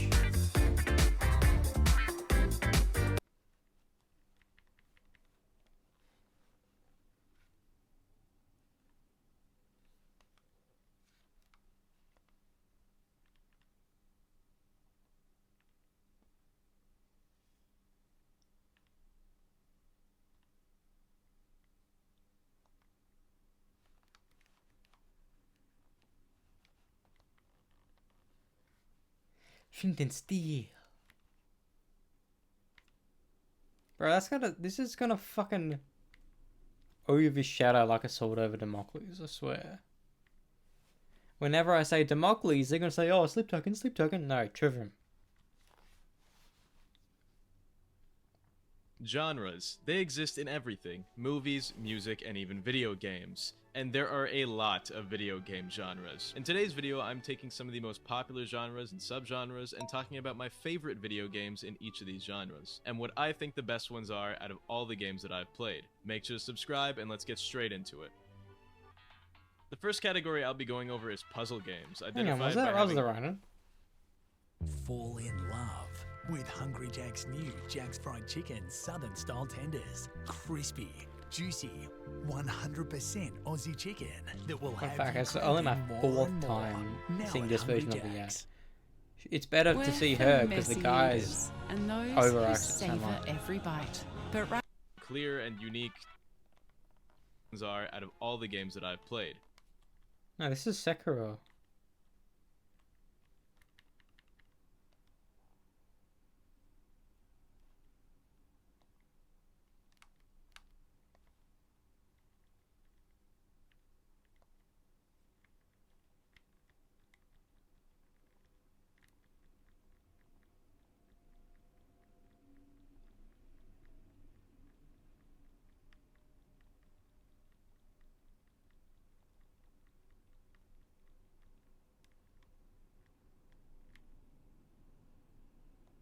They're all amazing at different things. If you want good FPS combat, play Cyberpunk, definitely. If you want the best writing and freedom of choice possible, play Fallout New Vegas. If you've never played it, you can do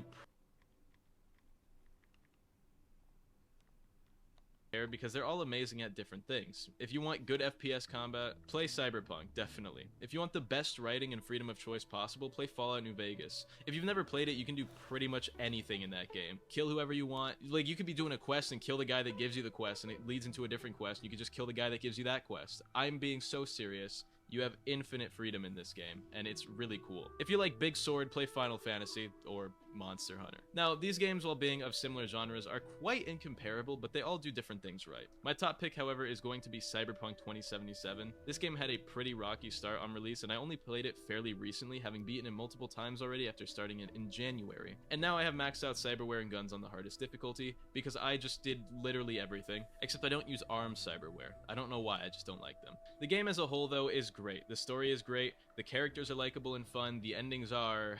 I can't even say anything about the endings or how they'll probably make you feel, because I think that's already spoiler territory. But if you haven't played this game and its DLC, I'd highly recommend both. And make sure you leave Hanako at Embers for approximately 340 hours of time before beating the game. I don't know how to title this category other than zombie.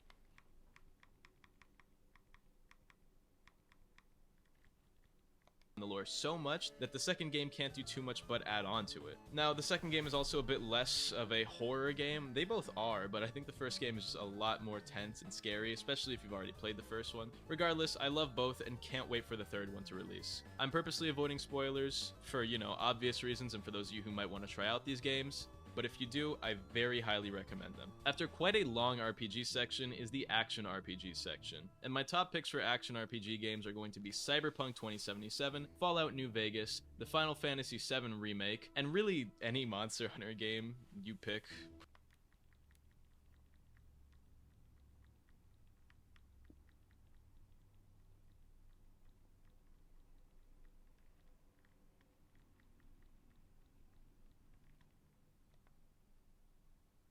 Fall in love with This is the guy, the Hungry girl. Jack's new Oh, Jack's Fried what are the Chicken odds? Southern style tenders, crispy, juicy.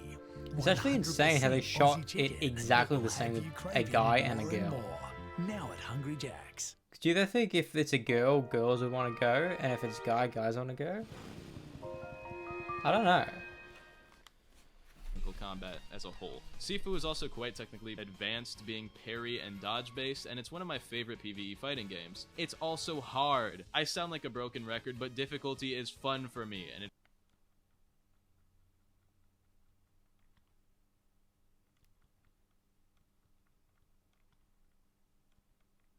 for Elden Ring, it's crazy. Their best thing ever was a side project. How do they even manage that? But yeah, Sekiro is going to be winning. If you've never played it, I don't even know what to say. Alright, let's watch this motherfucker. HubSpot's Breeze Copilot Like, even keeps though you it's two been steps 3 ahead, days since I stopped playing Cyberpunk, and I still want so you can Cyberpunk close in more my deals than bones. ever. Impossible growth made impossibly easy. HubSpot. Why don't you just concede? Every project sing. The coats in your corner. Make sure you're a wreck or anything. Why don't you just concede?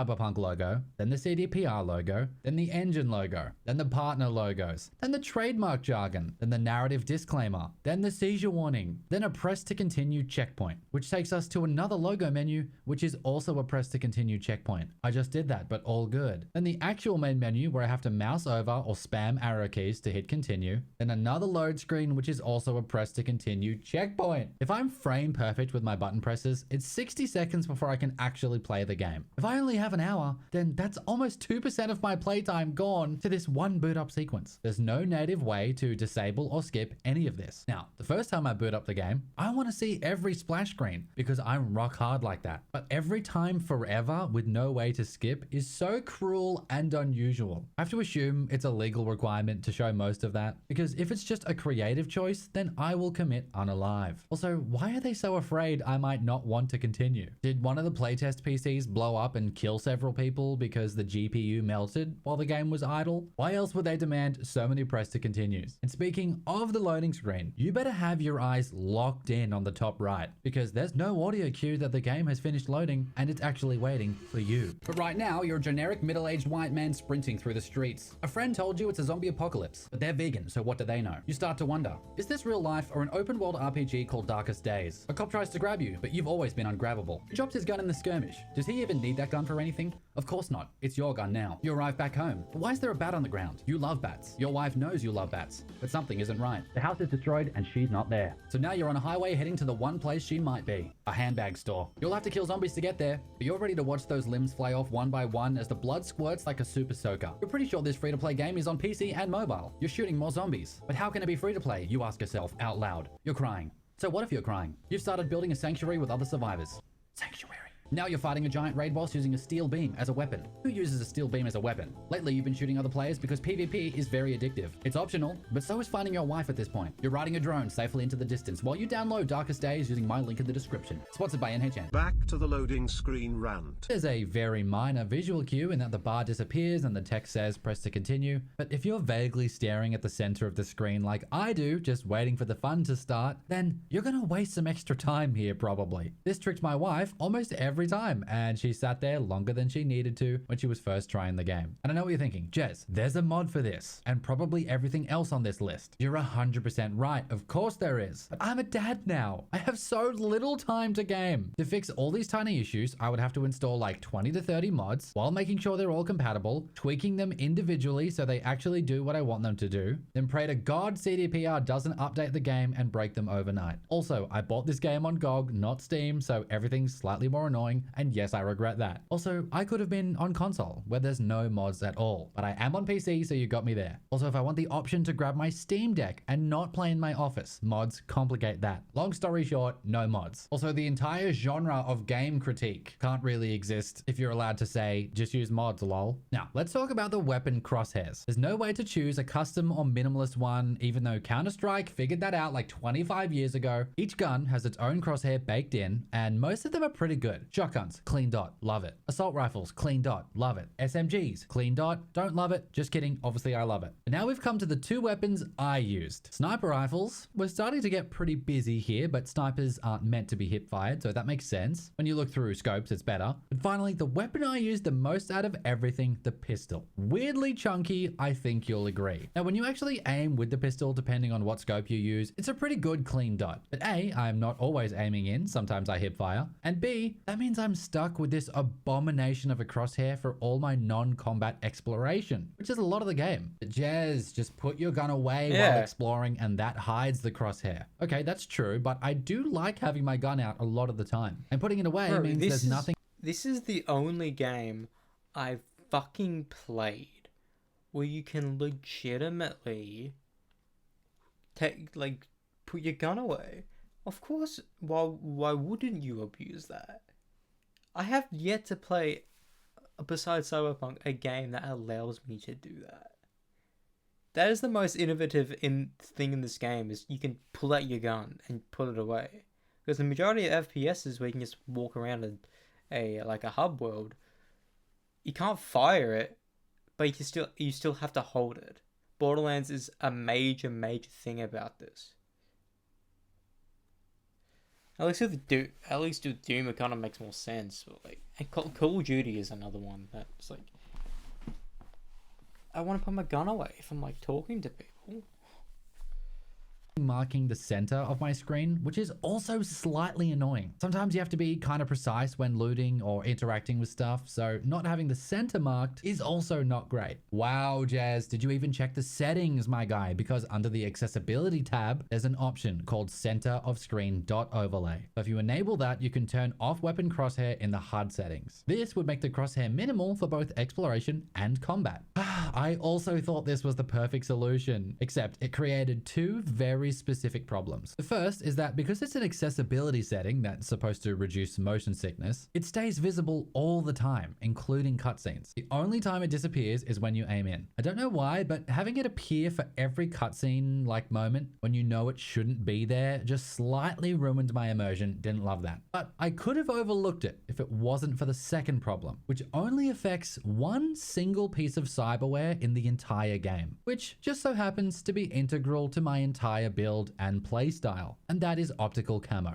I do the most damage with my Hitman stealth pistol build when I'm using optical camo, specifically thanks to my main weapon, the Her Majesty, because while the camo is active, I gain perfect accuracy and guaranteed headshot crits along with increased damage. In other words, my dick is huge. But look what happens when I have weapon crosshair turned off and center dot enabled, which we both thought was the perfect solution. When I use optical camo to go invisible and aim in, there's no dot or crosshair. It is surprisingly hard to shoot this way. The camo is strange because even with the default crosshair enabled, when you aim in and then go invisible, it reverts to the hipfire crosshair, which I find weirdly hard to see through. Am I out of touch here, or does this look fine to everyone else? Now, if I wasn't using pistols specifically, the default crosshair would be fine. And if I wasn't using optical camo specifically, the center dot overlay would also be fine. But F me in the butt, I'm using both. Let's see if you can spot the next thing on my list. This is me talking to Takamura on a street corner. We're chatting away, no problem. But is there anything slightly breaking your immersion while you look at him? Maybe I'm alone here, but the myriad of vendor icons covering his face and body is a little annoying. So what usually happens is that as you approach a shop, their icon fades into view and sticks to the HUD like you see here. But for some reason, they stay on your HUD up to like 100 meters away, which is definitely too far. If I wanted to find a specific shop, I would just track it on the map, so ideally after like 10 meters, they would just disappear automatically. Okay, Jez, just turn them off in the HUD settings. What's the problem? Good point. There is an option called HUD markers under the interface settings. However, this one toggle affects shop icons and vehicle markers and people of interest and the main objective marker, which is kind of critical in my opinion. If it was just the shop icons, no problem at all, this would be perfect. But for some reason, they've baked so much stuff into this one toggle that it's completely impractical. Now, if there was a setting where I could only show the HUD markers while scanning, you know, the green overlay, that would be a cool option. And it kind of makes sense, right? Because you'd be scanning for additional intel, so you'd expect to see those markers then. But alas, as it stands, I'm tormented by these video game icons when all I want to do is lose myself in the world and forget it's actually a video game. Remember I said these are going to get increasingly petty, so don't get mad. Do you also feel like summoning a vehicle is a little too clunky? Especially bikes. First you have to hit summon, and it spawns either kind of far away or on the wrong level completely, like a highway above you or something. Then either it gets stuck kind of far away due to some obstacle, or you have to wait for it to drive up to you. If it does, you'll have to wait for it to stop, and hopefully it doesn't stop too short or overshoot, because it can do both. Then if it's a bike, you have to make sure you approach exactly from the side to avoid opening the stash in the back accidentally. All of these tiny steps add up to just enough friction that I try to avoid summoning a car if possible. It's the same reason I mostly avoided summoning Roach in Witcher 3. It was slightly too clunky, and I didn't mind running through that world. My favorite vehicle summon mechanic of all time was in Hogwarts Legacy. Look at this. You open the wheel, press a button, and instantly you're on the vehicle. It's completely frictionless. Now this is where I'm a little hypocritical, because I've seen some people say it breaks their immersion, that it's so instant to summon that broom. There's no wand animation, and you don't have to go and jump on the broom, but it lights my little goblin brain on fire with dopamine to instantly be on the vehicle and flying. God, it's getting me fired up right now just thinking about it. And Cyberpunk is the ultimate technology-based sci-fi setting. Why can't we materialize a bike made of nanobots directly under us and instantly start driving? That would have been so sick. It is case by case for me, but if I had to choose between less friction or more immersion, I'll often go for less friction. I don't know why, but stuff being slow and clunky just frustrates me. Probably because I have brain rot from being terminally online. One more thing I have on driving is the overall navigation system. The way it's currently set up, when you've got something marked on the map, you'll mostly be looking here in the top right at the mini-map. The only problem is, Cyberpunk has one of the most gorgeous open worlds ever created. So I don't want to have to look up here. I want to look here and take in every single pixel of this interactive art piece. Now this is cheating, but there is a mod for this called in-world navigation, but this isn't a mod video, so I'm only showing you as proof of concept. Imagine these arrows were a small thin line that's much more subtle.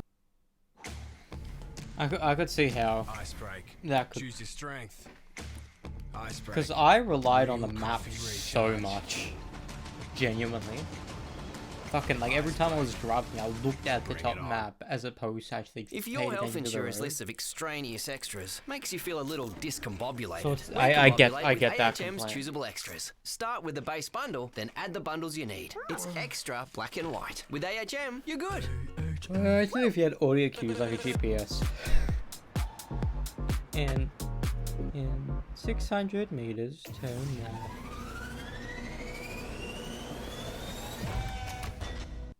So it doesn't stand out as much. I just can't believe there's no in-world navigation option in the base game. Then again, the mod isn't that popular, so maybe most people don't mind looking at the minimap a lot. IDK. This next one is special to me because Cyberpunk has the best movement mechanics of any RPG I've ever played. Yeeting around with double jump and extended air dash is some of the most fun I had in the entire game. It's also why anything under a kilometer away, I never bothered to get in my vehicle. Because if you spam jump and dash, it feels like you're flying along. Great, so what's the problem, Jez? Well, the thing is, you can only dash once in the air. They lock you out of dashing again until you touch the ground. And for a chronic dasher like me, you may as well rip my nuts in half because that is such a buzzkill. It's weird though because the air dash is only horizontal. It doesn't slow your downward trajectory at all. So you can't avoid fall damage by dashing. I truly don't think it would be overpowered to do one more air dash per jump, but it would feel orgasmic. Add a 4th level to the air dash perk tree that says unlocks the ability to dash twice in midair. Now, to do the double jump, you have to use leg cyberware called reinforced tendons. And as you can see, I'm very attached to this jump specifically. The other leg cyberware does cool stuff too, though. This one increases sprint speed by 60%, but then tapers off. This one allows you to charge your initial jump, but for a single big boy jump. And this is the one I should have been using for my stealth build because it gives 50% quieter movement and increased crouch speed. Why am I telling you this though? Because the next thing on my list might be a little too greedy, but imagine if we could equip 2 different leg cyberware options. The idea of combining the burst of sprint speed with the double jump and air dash has already got me burping and squirting. Let's not pretend this game is about being fair and balanced anyway. By the end, you're an untouchable god no matter what playstyle you choose. So why not let me equip 2 legs? Oh no, I'll arrive at my destination 20% faster and be slightly more evasive. Look, there's already 2 different perks that give you an additional cyberware slot for the skeleton and for the hands. All I'm saying is there should be something for the legs. We are now entering the realm of truly insignificant things that irk me. Continue watching at your own risk. So you know how if you want to just roam free with no formal objective, you can untrack any active quest? I love that option. What I don't love is that as soon as you do almost anything, like clearing a NCPD marker on the map, like killing some guys and grabbing the loot, as soon as you're done with that thing, the game auto-tracks another quest again, even though moments before I had untracked any active quest. Doesn't do this every time, but it's often enough to be annoying. It feels like the devs don't trust me enough to explore on my own, so they keep re-tracking stuff for me right away, and I don't like that. Another small thing that happened— I didn't even know there was a function until Phantom Liberty,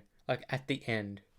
With quests is a prompt will pop up saying, would you like to track this quest, when it's already my active quest. This happens surprisingly often. In this first example, you can see my active quest is there is a light that never goes out, and I get a new job prompt for there is a light that never goes out. Press Z to track this job. And then after reading some text messages, my active quest is from her to eternity. But what's this? Uwu, new job from her to eternity. Press Z to track. IDK if this is just a bug, but either way, it's going on the list. Have you noticed that when killing people, they often drop their weapon away from their body? But now you have to loot the weapon and their body, which is twice as many things. When you have to do that for an entire room of enemies, it does start to get tiresome. I wish just by looting the body, the weapon would also show up in that list, so I don't have to go hunting through the grass. When you call someone in this game, you have to wait 3 seconds for them to pick up. And that's 2 seconds too long for this brain cell. This is a classic case of friction versus immersion. Is it more immersive that they don't pick up right away? Of course. But if I could choose, they would just instantly pick up, because aren't phones wired directly into people's brains in Cyberpunk anyway? No wait, only talk. Speaking of audio, the game does this thing where if someone's talking near you and you use the scanner to zoom in on something, it distorts their voice so they sound more digital. I don't love this, but it does make sense, I suppose. However, what doesn't make sense is that when I zoom in with right click, no digital overlay, not scanning, it also distorts their voice just as much. I don't know why this bothers me, but it does. It doesn't make sense. This next one is controller specific, and I discovered it while playing on my Steam Deck. If you're scanning a room and trying to look around at stuff, your crosshair will constantly get stuck on big objects because of the aim assist. Like I was at war just trying to look around because the pull is so strong. This footage is me holding the right stick in a fixed position, and look how much the crosshair sticks to big objects. This could be because I had aim assist turned all the way up, so if that's the case, that is my bad. I'm now wondering, do most controller players have aim assist turned all the way up like I did? Or is this a completely self-inflicted wound?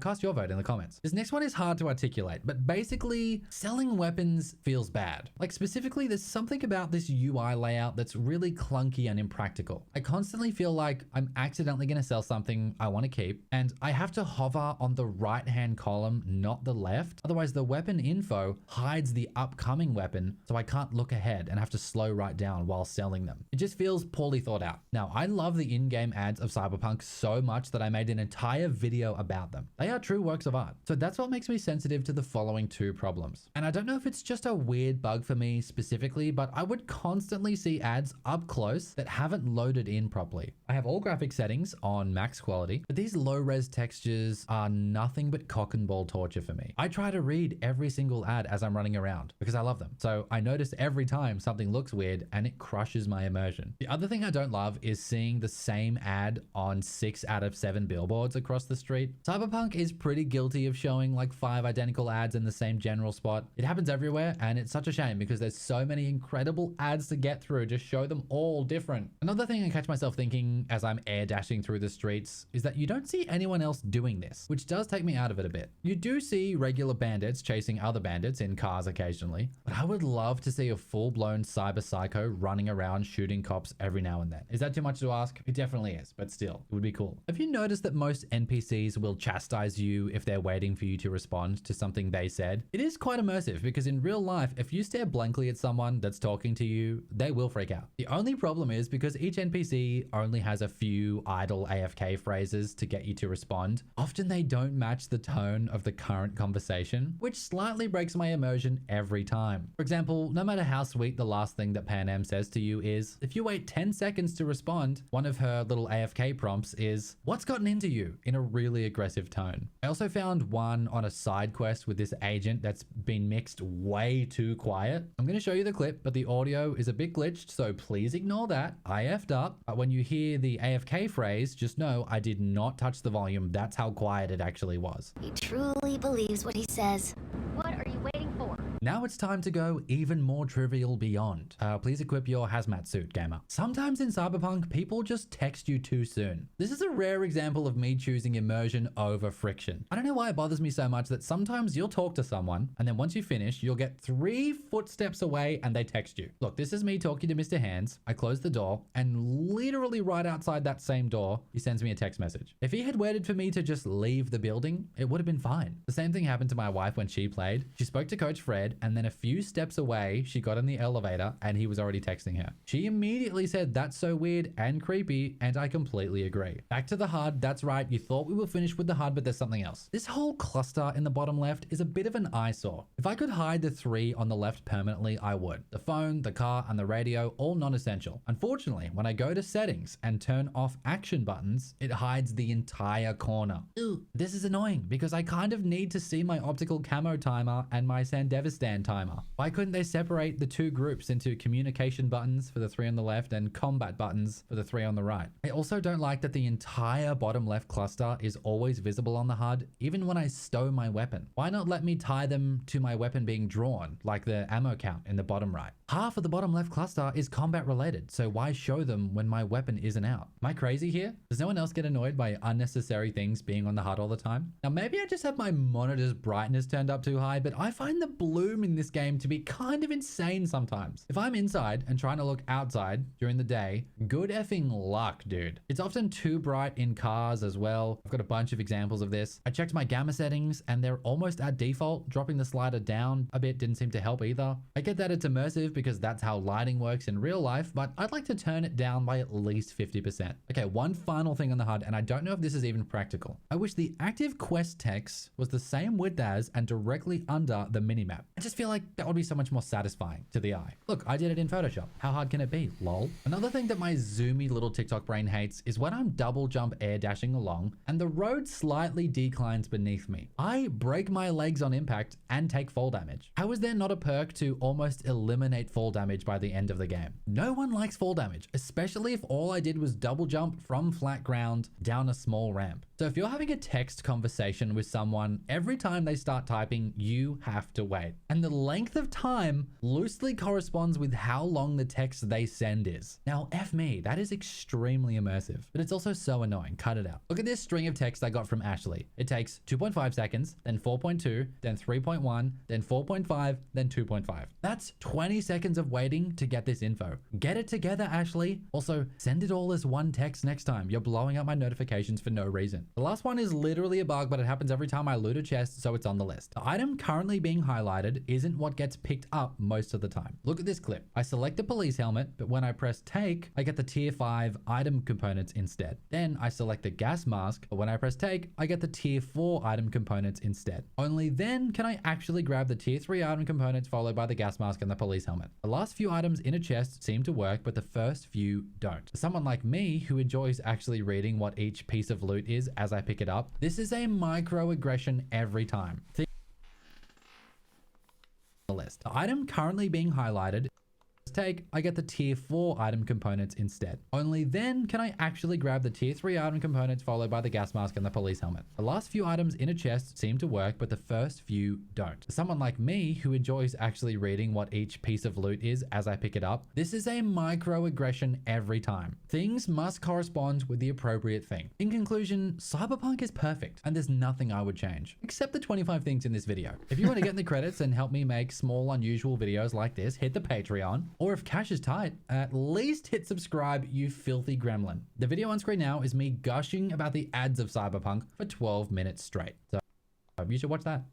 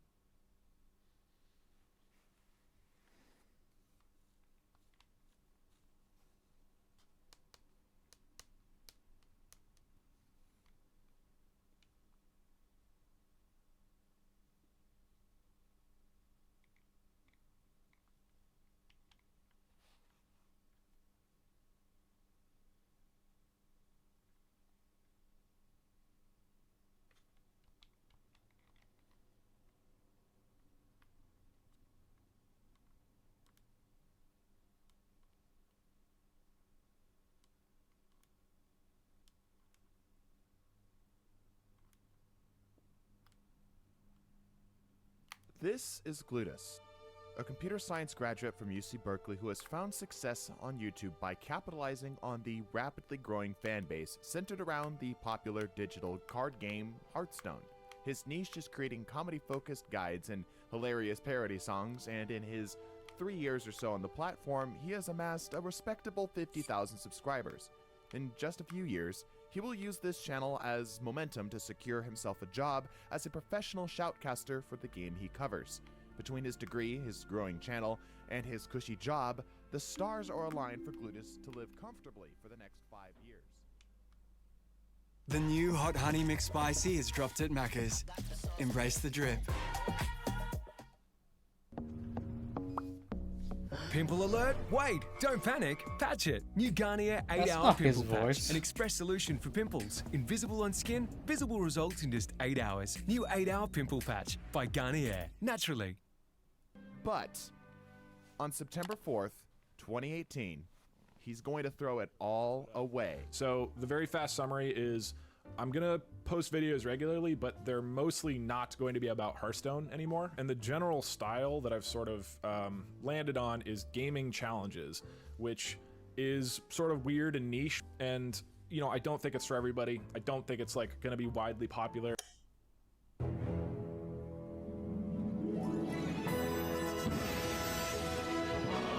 appear every 10 seconds, but they mostly don't have good aim. I can kind of see what's happening now.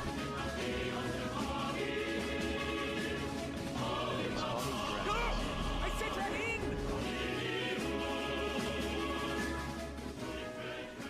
And he's going to do something that in today's YouTube should have been impossible.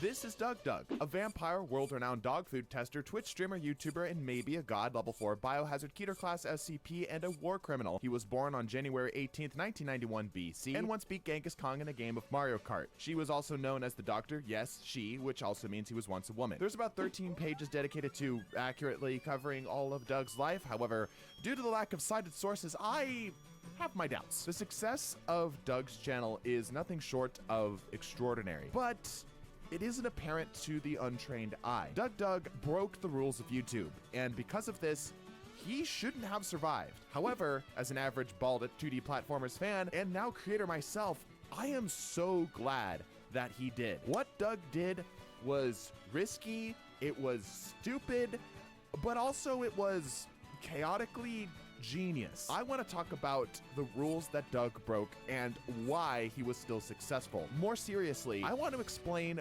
why his success gives me hope, not just for my future as a creator, but for the future of YouTube for everyone. Before I begin, unfortunately, I am not Doug Doug, and I don't have disposable ball pit money. So please have patience with me when I say this video was sponsored by War Thunder, with over 2,500 tanks, planes, helicopters, and ships from 10 major nations, all meticulously modeled with a high focus on accuracy and customization. War Thunder is the most comprehensive vehicle combat game ever made. Take command of vehicles from every era, from the biplanes of the 1920s to the subsonic fighter jets and tanks of the modern combat era. Get lost in War Thunder's incredibly realistic graphics and sounds to place you right in the cockpit, right alongside a thriving community of over 70 million players in epic PvP battles. With an unmatched wealth of high-quality content to discover, there's simply no game better suited for fans of military history. So download War Thunder today on every major platform, including PC, Xbox, PlayStation, and now even mobile, using my link below, and you will receive a massive bonus pack for new players and returning players who haven't played in 6 months across PCs and consoles. This bonus pack includes multiple premium vehicles, the exclusive Eagle of Valor decorator, 100,000 Silver Lions, and a 7 days premium account to get you started. It's only available for a limited time, so don't miss your chance. And thank you again, War Thunder, for sponsoring today's burritos.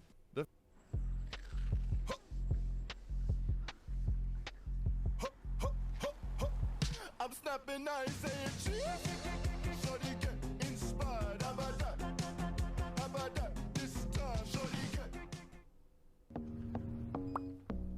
Pimple alert? Wait, don't panic. Patch it. New Garnier 8 Hour Pimple Patch. An express solution for pimples. Invisible on skin, visible results in just 8 hours. New 8 Hour Pimple Patch by Garnier. Naturally. The first rule that Doug broke is that variety doesn't work. Now, for you and I, this feels wrong. Of course variety works. It's easy to rattle off 12 or so variety gaming channels that have millions of subscribers. Okay, but how many variety channels can you name that have less than 100,000 subscribers? Okay, what about 200,000?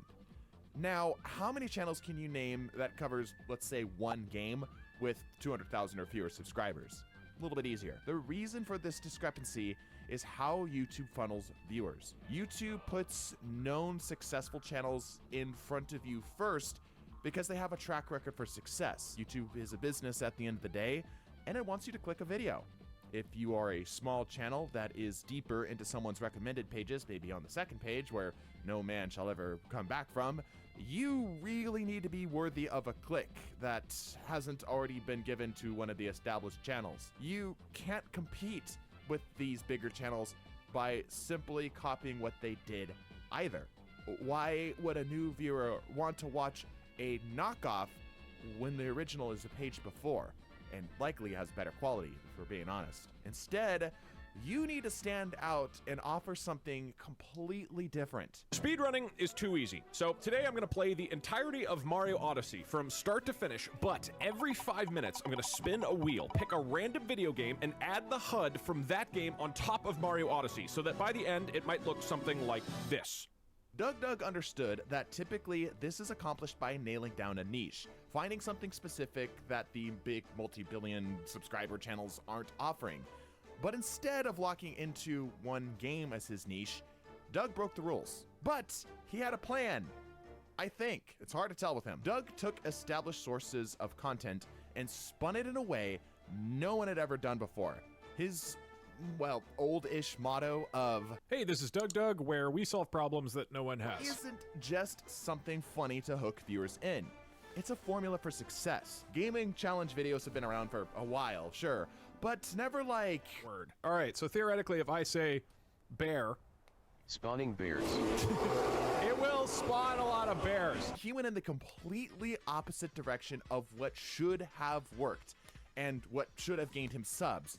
He challenged established video styles with a unique twist, both creating his own niche and then filling it. Doug dove head first into the largest pond as the smallest fish. Stupid? Probably. Why would anybody watch some random guy play a 20-year-old game poorly?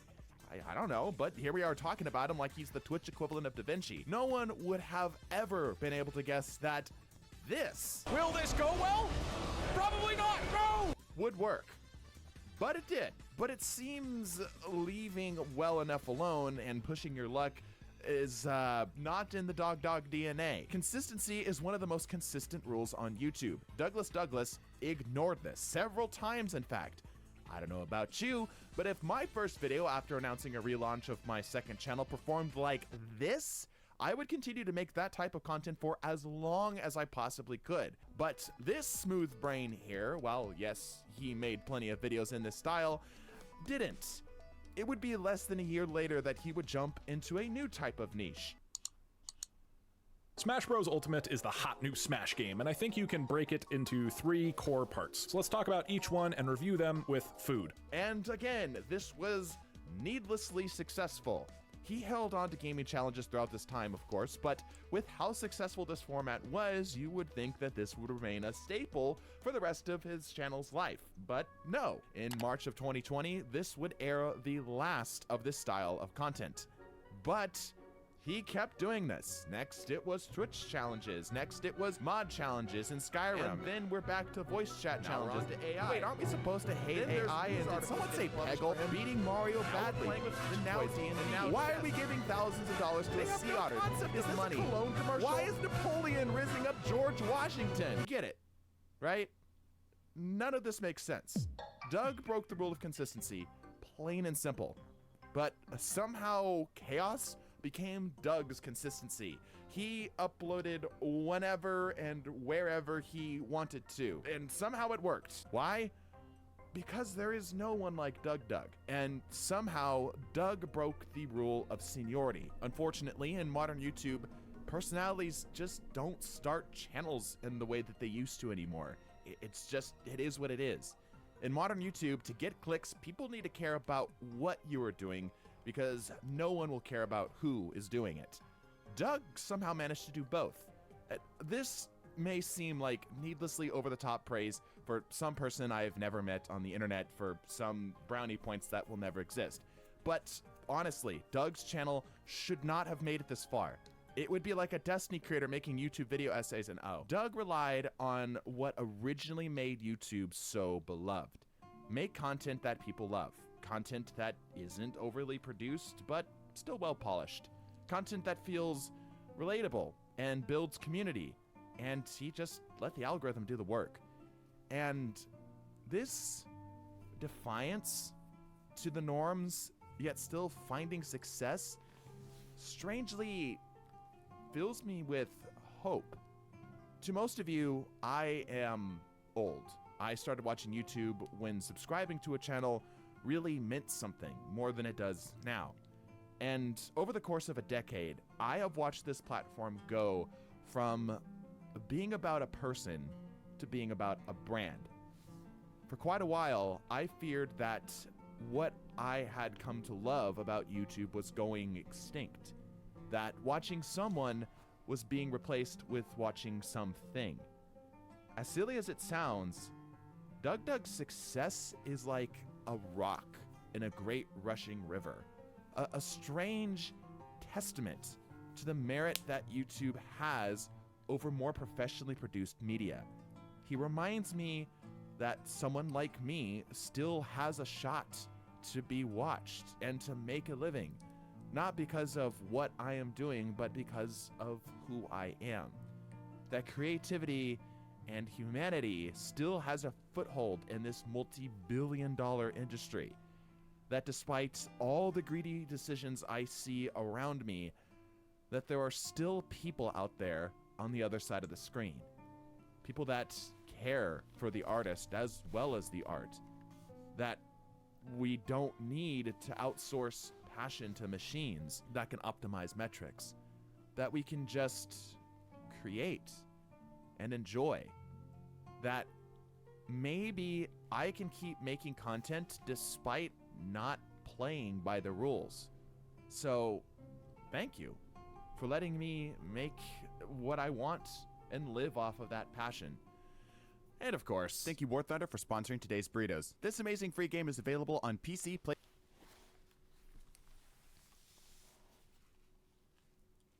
You ever boot up an old game expecting it to look like a pixelated potato, but instead, it still slaps? Yeah, some games age like expired milk, but others? They age like Keanu Reeves, eternally fresh and ridiculously good looking. So, let's check out 20 games that still look and play so good you'll swear they just dropped yesterday. You know a game is visually ahead of its time when you start questioning if you accidentally installed a remaster.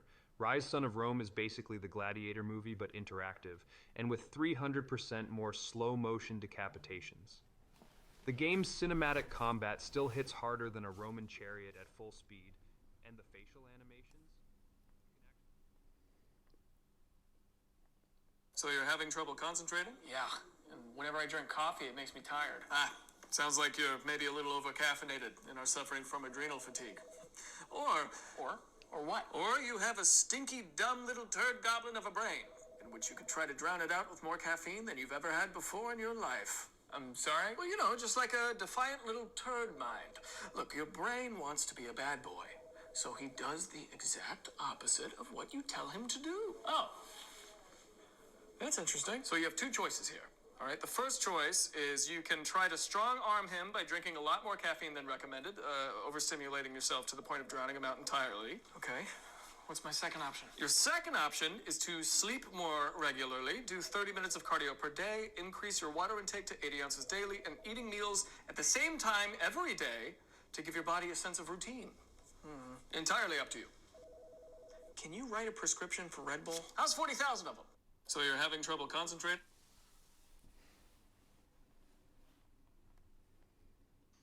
John, you're back. Yep, just wanted to check in. Again? You were here last week. Huh, I don't remember that. So what's up? Oh, well, I think I might have a hernia and you want me to check my balls. Okay, go ahead and take your pants off and turn around. Can I face you this time?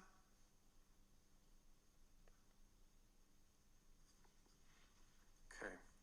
Oh, my fucking God. Right, go ahead and cough. And again. And again. Yeah. Well, again, you are totally fine. You don't have a hernia. Oh, thank God. I was really worried. I just wanted to get this checked out. We did this like 4 days ago. We did? Yes. Oh, I forgot. Maybe that's something. Maybe that's what I have. Yeah, we should call that something. Okay, Mr. Alzheimer, what do you want to call it? Also, you can put your pants back on. I'm comfortable if you're comfortable. I'm uncomfortable. Okay. Ah, John, you're back. Yep, just wanted to check in. Again, you...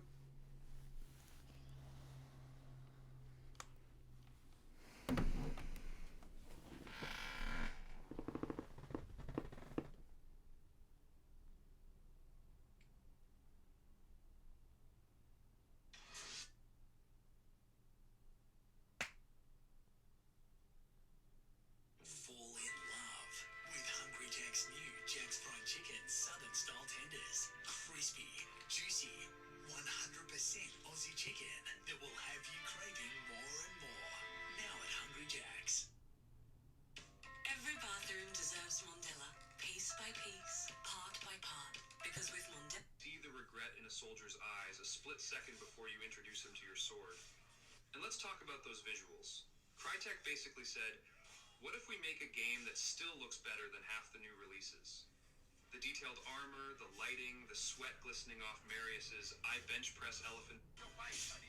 If you've ever wanted to be the ultimate rebellious superhero, Infamous Second Son is your game.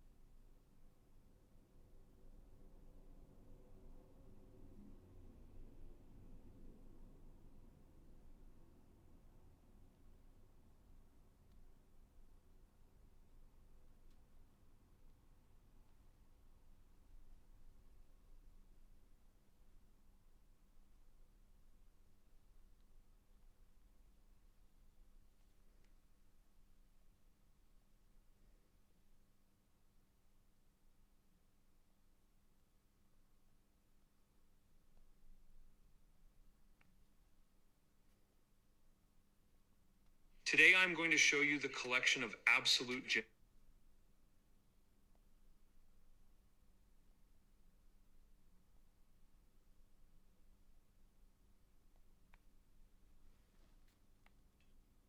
Kicking things off, we have Ghost of Tsushima, and trust me, this game is a It's so bad. That AI is so fucking bad. Like, do they generally think people are dumb?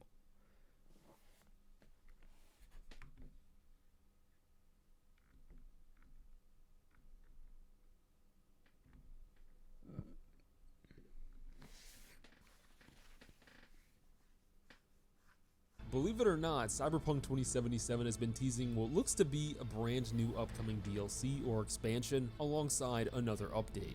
There are a few reasons that a DLC seems highly likely. For one is that they are teasing new Cyberpunk characters on their Twitter account. They've been sharing character birthdays through a Cyberpunk calendar and said, oh, don't worry about the encrypted data, it's just a glitch in the system. And if you look closely at the calendar, those aren't just blank slots, it actually says encrypted data. And since none of the characters that they're showing here are Edgerunners characters, it's kinda hard to believe that the encrypted characters will be related to the new anime. They tease this again. I think if anything's gonna be characters in Edgerunners Season 2. Genuinely, if there's a multiplayer experience for Cyberpunk, I'll play it. Easily, bro. Easily. Want more clicks on your videos? Your thumbnail might be the missing piece. Today we're sharing 3 quick tips to help your thumbnails stand out. Tip 1, show faces and show emotion. Thumbnails with clear, expressive faces tend to get more clicks. Surprise, excitement, confusion, whatever fits your video. Make sure it comes through loud and clear. Tip 2, keep your text short and bold. If you're adding words to your thumbnail, think big, bold, and easy to read. Stick to just a few words and make sure the text stands out even on a phone screen. Tip 3, consider adding boobs to your thumbnail. Thumbnails with large, round, voluptuous boobs tend to have higher click-through rates, even if boobs are not directly related to your video. Have a comedy sketch with an OnlyFans person who plays a minor role in it? Show her boobs in the thumbnail. Short historical documentary on Marie Curie, a pioneer of modern physics? Which video do you think will perform better? Hell, you're here, watching a video about how to improve your click-through rate on YouTube. And chances are you don't even post to YouTube. Why? Boobs. If you want to take your YouTube channel to the next level, boobs are the answer. They might even be the answer for everything. For more tips and best practices to grow your channel, don't forget to subscribe to YouTube Creators. And we'll see you in next week's video, where we'll cover if showing your penis in your thumbnail can help you grow your YouTube channel, and what to do after your YouTube channel has been suspended. Please tell me. There are times Please that leave tell you me he paid someone to fucking looking for voice like more. that. That was sick. Genuinely, that was fucking hilarious.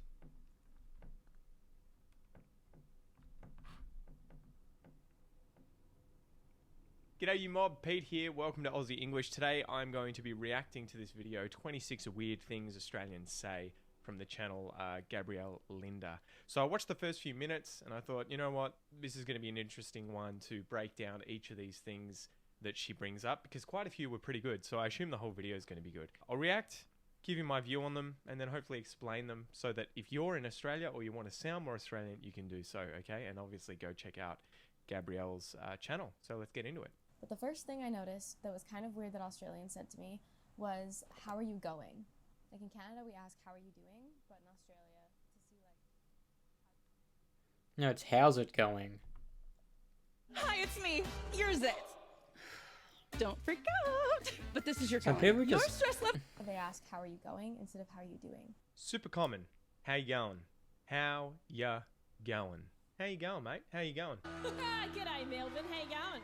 This can be a rhetorical question or a question that doesn't need a response, where you're just walking around, someone passes you. How you going, mate? Yeah, good. How you going? You don't want to get into your life story. Very common here in Australia, and yes, it is common for someone to say that and for you to not be required to say anything besides good, mate, and you. How you doing? You can do that. It kind of is used a bit more in Australia, I think, for like if someone's worried about you. Like if I saw someone, you know, that I knew and they looked a bit down in the dumps, a bit sad, I might say, "How are you doing? You know, are you doing okay? Are you going okay? Are you all right? How are you doing?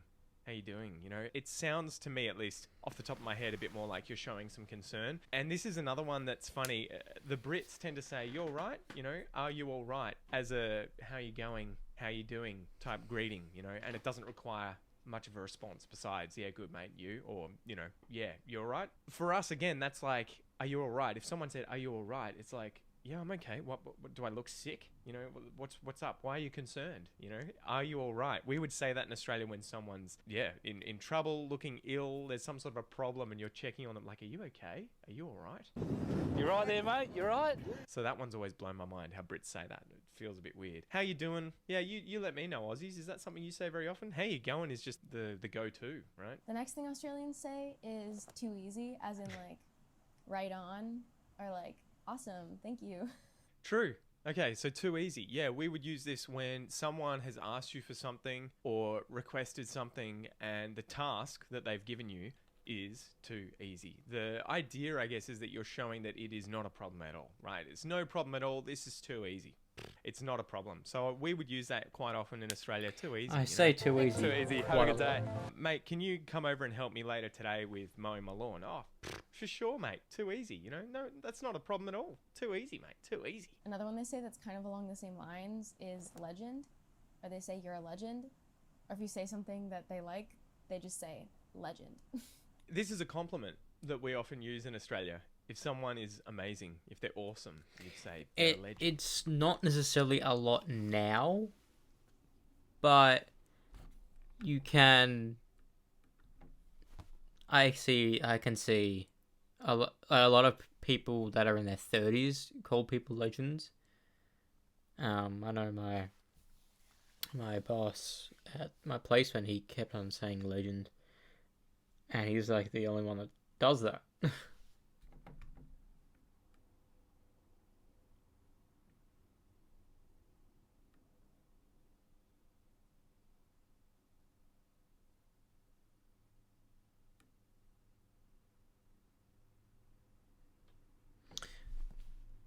No, we don't. We call it a stubby holder.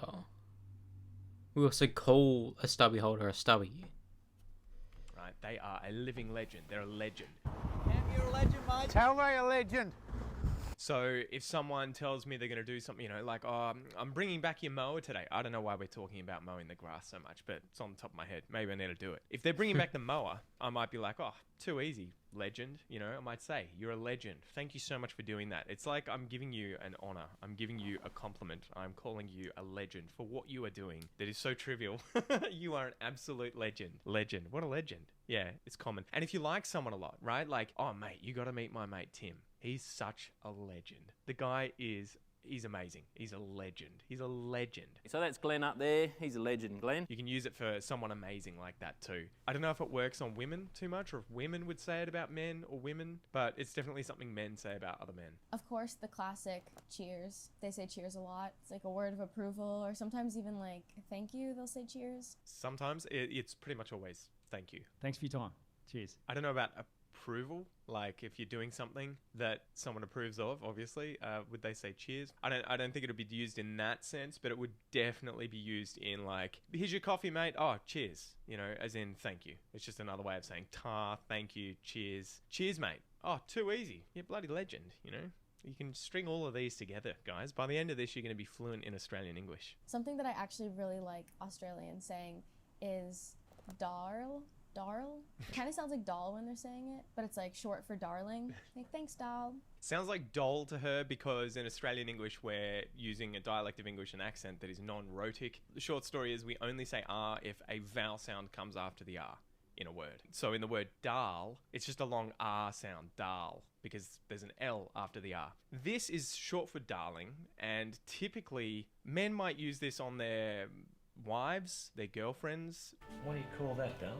It's a little outdated. I don't know if they would do that too much anymore, but you'll often hear women using this, especially older women, when interacting with younger people, and even people their own age. Hi, Pauline. Good to see you, Dal. Like a good example is if you went to an outback pub or an outback store or something away from the city. You're in the sticks, you're gone into a milk bar and you've bought a drink or something, she might be like, oh, that'll be $5, Dal. It's like love.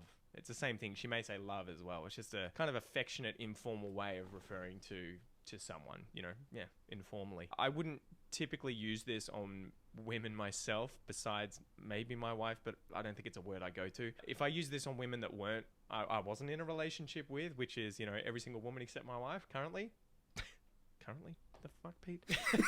It would seem a bit weird. Oh, thanks, Dal. You know, they might. I wasn't in a relationship with, which is, you know, every single woman except my wife currently. The fuck, Pete? It would seem a bit weird. Oh, thanks, Dal. You know, they might be like, what?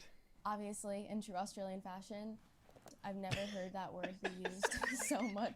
I actually don't know if I've ever really heard anyone use that word. In Canada, we mostly just drop like F-bombs every second word.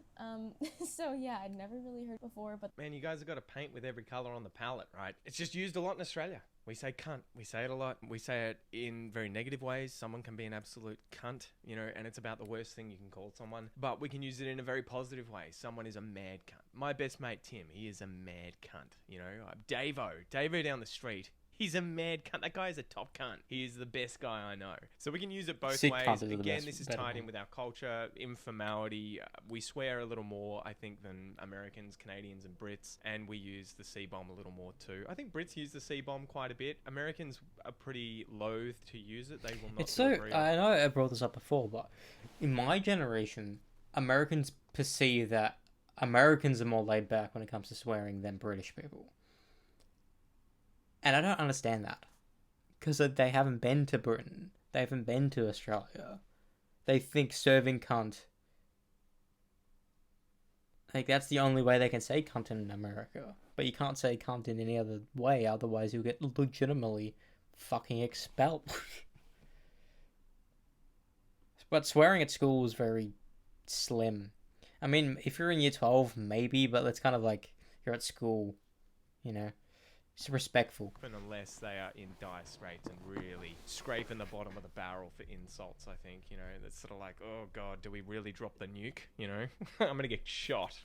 They say it all the time. They say it to their friends.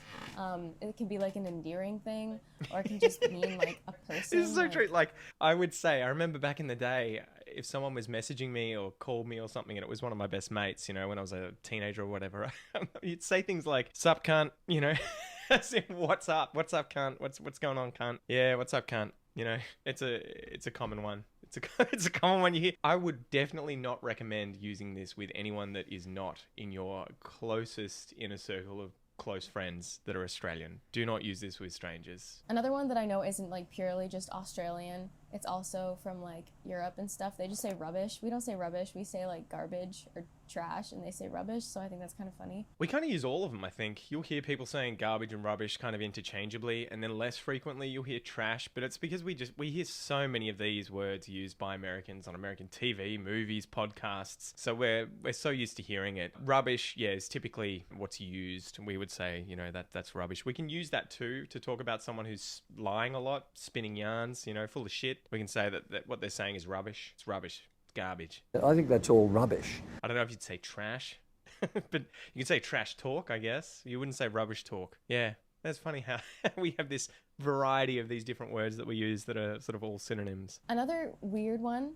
that they say when you say thank you. She's about to say ta or no worries. I reckon it's Instead going of to be no saying worries. like it's all good, I feel like that's when in Canada we say it's like, oh, no problem, like it's all good. They'll say it's all right.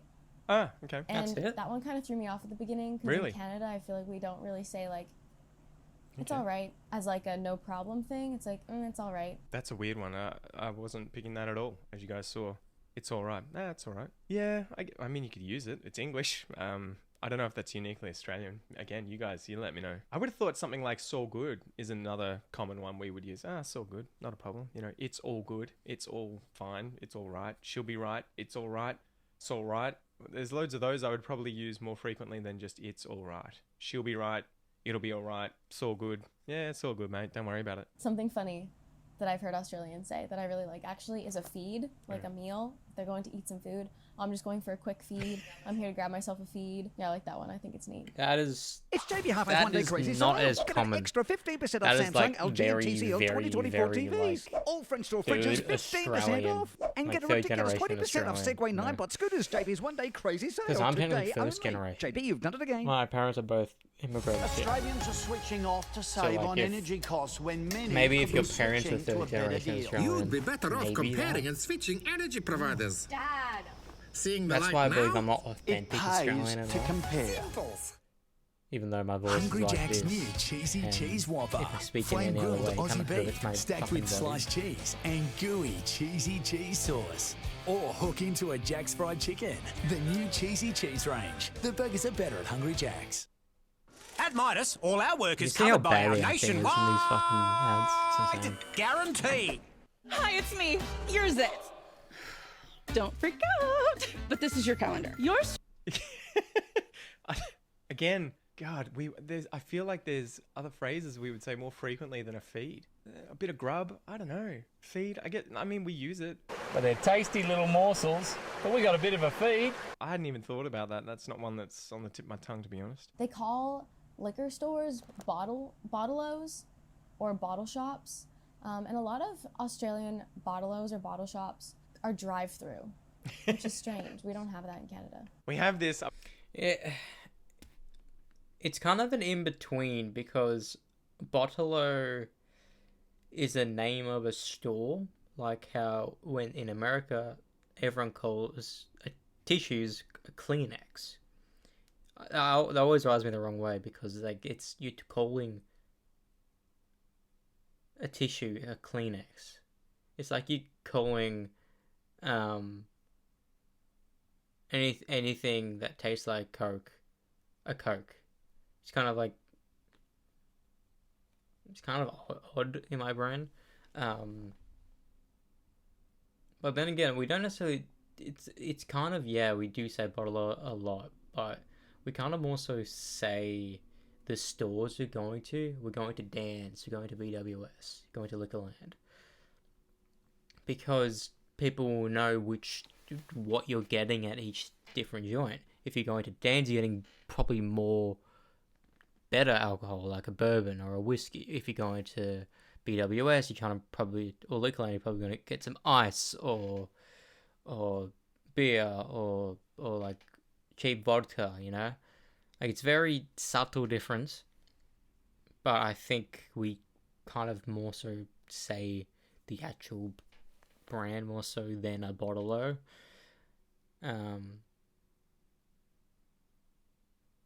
But it's each to own. I guess it's just my opinion, but whatever. I was talking to my dad about this recently, and I think a lot of the time it's because bottle-os are quite frequently associated with pubs or other, maybe even hotels. And so people who just want to go in and buy alcohol obviously want to be able to do so quickly. They're not going in to stay. They don't want to have to, go into a store or something. So having a drive-through is the easiest thing. Though when I was thinking about it and talking about it with my dad, I'm like, it is very weird.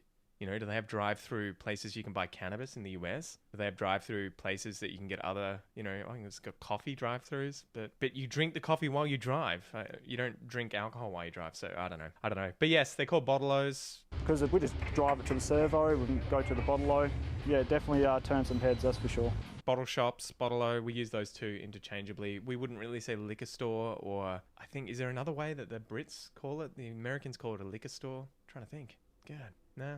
Bottle-os are standard. They call gas stations a servo, like a service station, I guess. We just call them gas stations. She got it. So service station, that is what servo is short for, and it is a petrol station. So they were there to buy their meat from the butcher or fuel from the servo. Gas station we wouldn't really use at all, and we don't refer to petrol as gas. You can get gas at a petrol station, but typically it is like LPG gas that you're putting into the gas, literally gas. I always got confused why Americans call it, I guess it's gasoline, but it always felt weird. They call it gas, but we call it petrol, diesel, and then what else? Yeah, you would just say gas is literally LPG gas. If you said I'm going to get gas and you meant petrol, people would be confused. Yeah, servos. You may sometimes hear people say pedo, like not pedo, but peto for petrol. I remember that when I was younger. I don't know if I've heard that recently. Like, I'm going to go get some pedo. Yeah, I think we probably shied away from that. Yeah.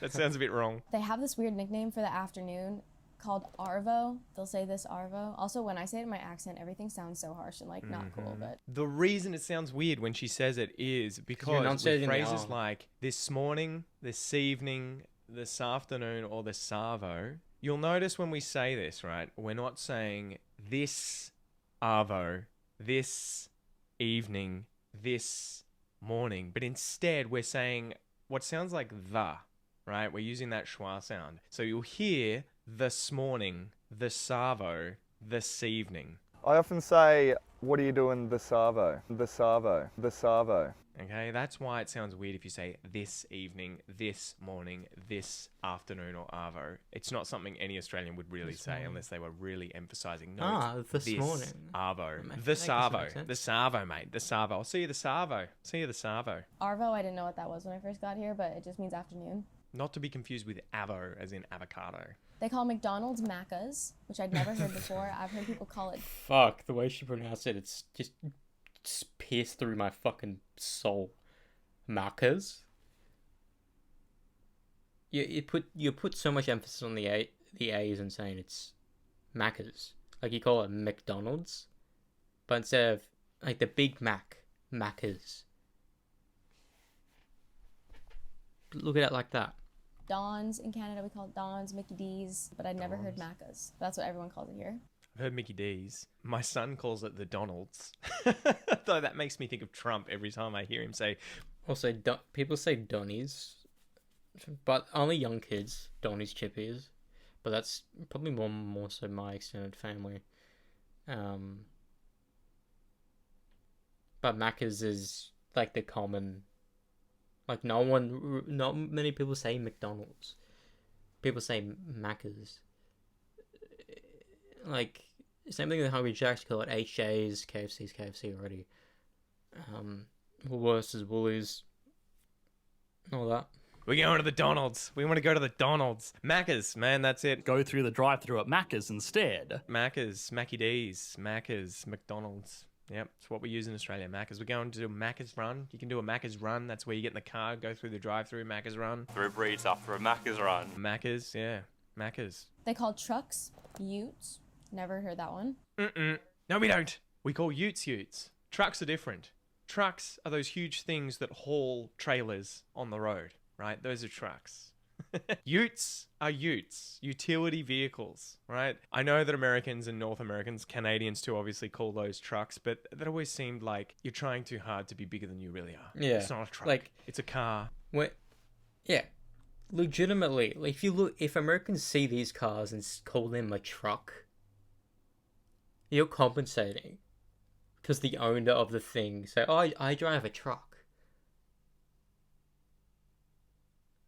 But over here, if you say you drive a ute, you may work in a trade, you may whole ass and like drive a lot of things. Like the top ones, the top ones there, the white ones are more so for like tradies, and probably the mid ones, and probably the one to the left up there is more so if you want more storage space in the back. But the one at the bottom, or the ones that have like the front seats and the back seats and the thing at the back, that's kind of more rare than you would assume, because a ute isn't really a family car, you know. People have their work car and then the actual car. Some are interchangeable, because if it's your own business, you're going on a tangent. You know what I mean? It's a utility vehicle. It's a ute. It's got a tray on the back. It's a ute. A truck is an actual truck that hauls stuff, right? That has cargo, a vast, massive thing on the back of it. A trailer, 2 trailers, right?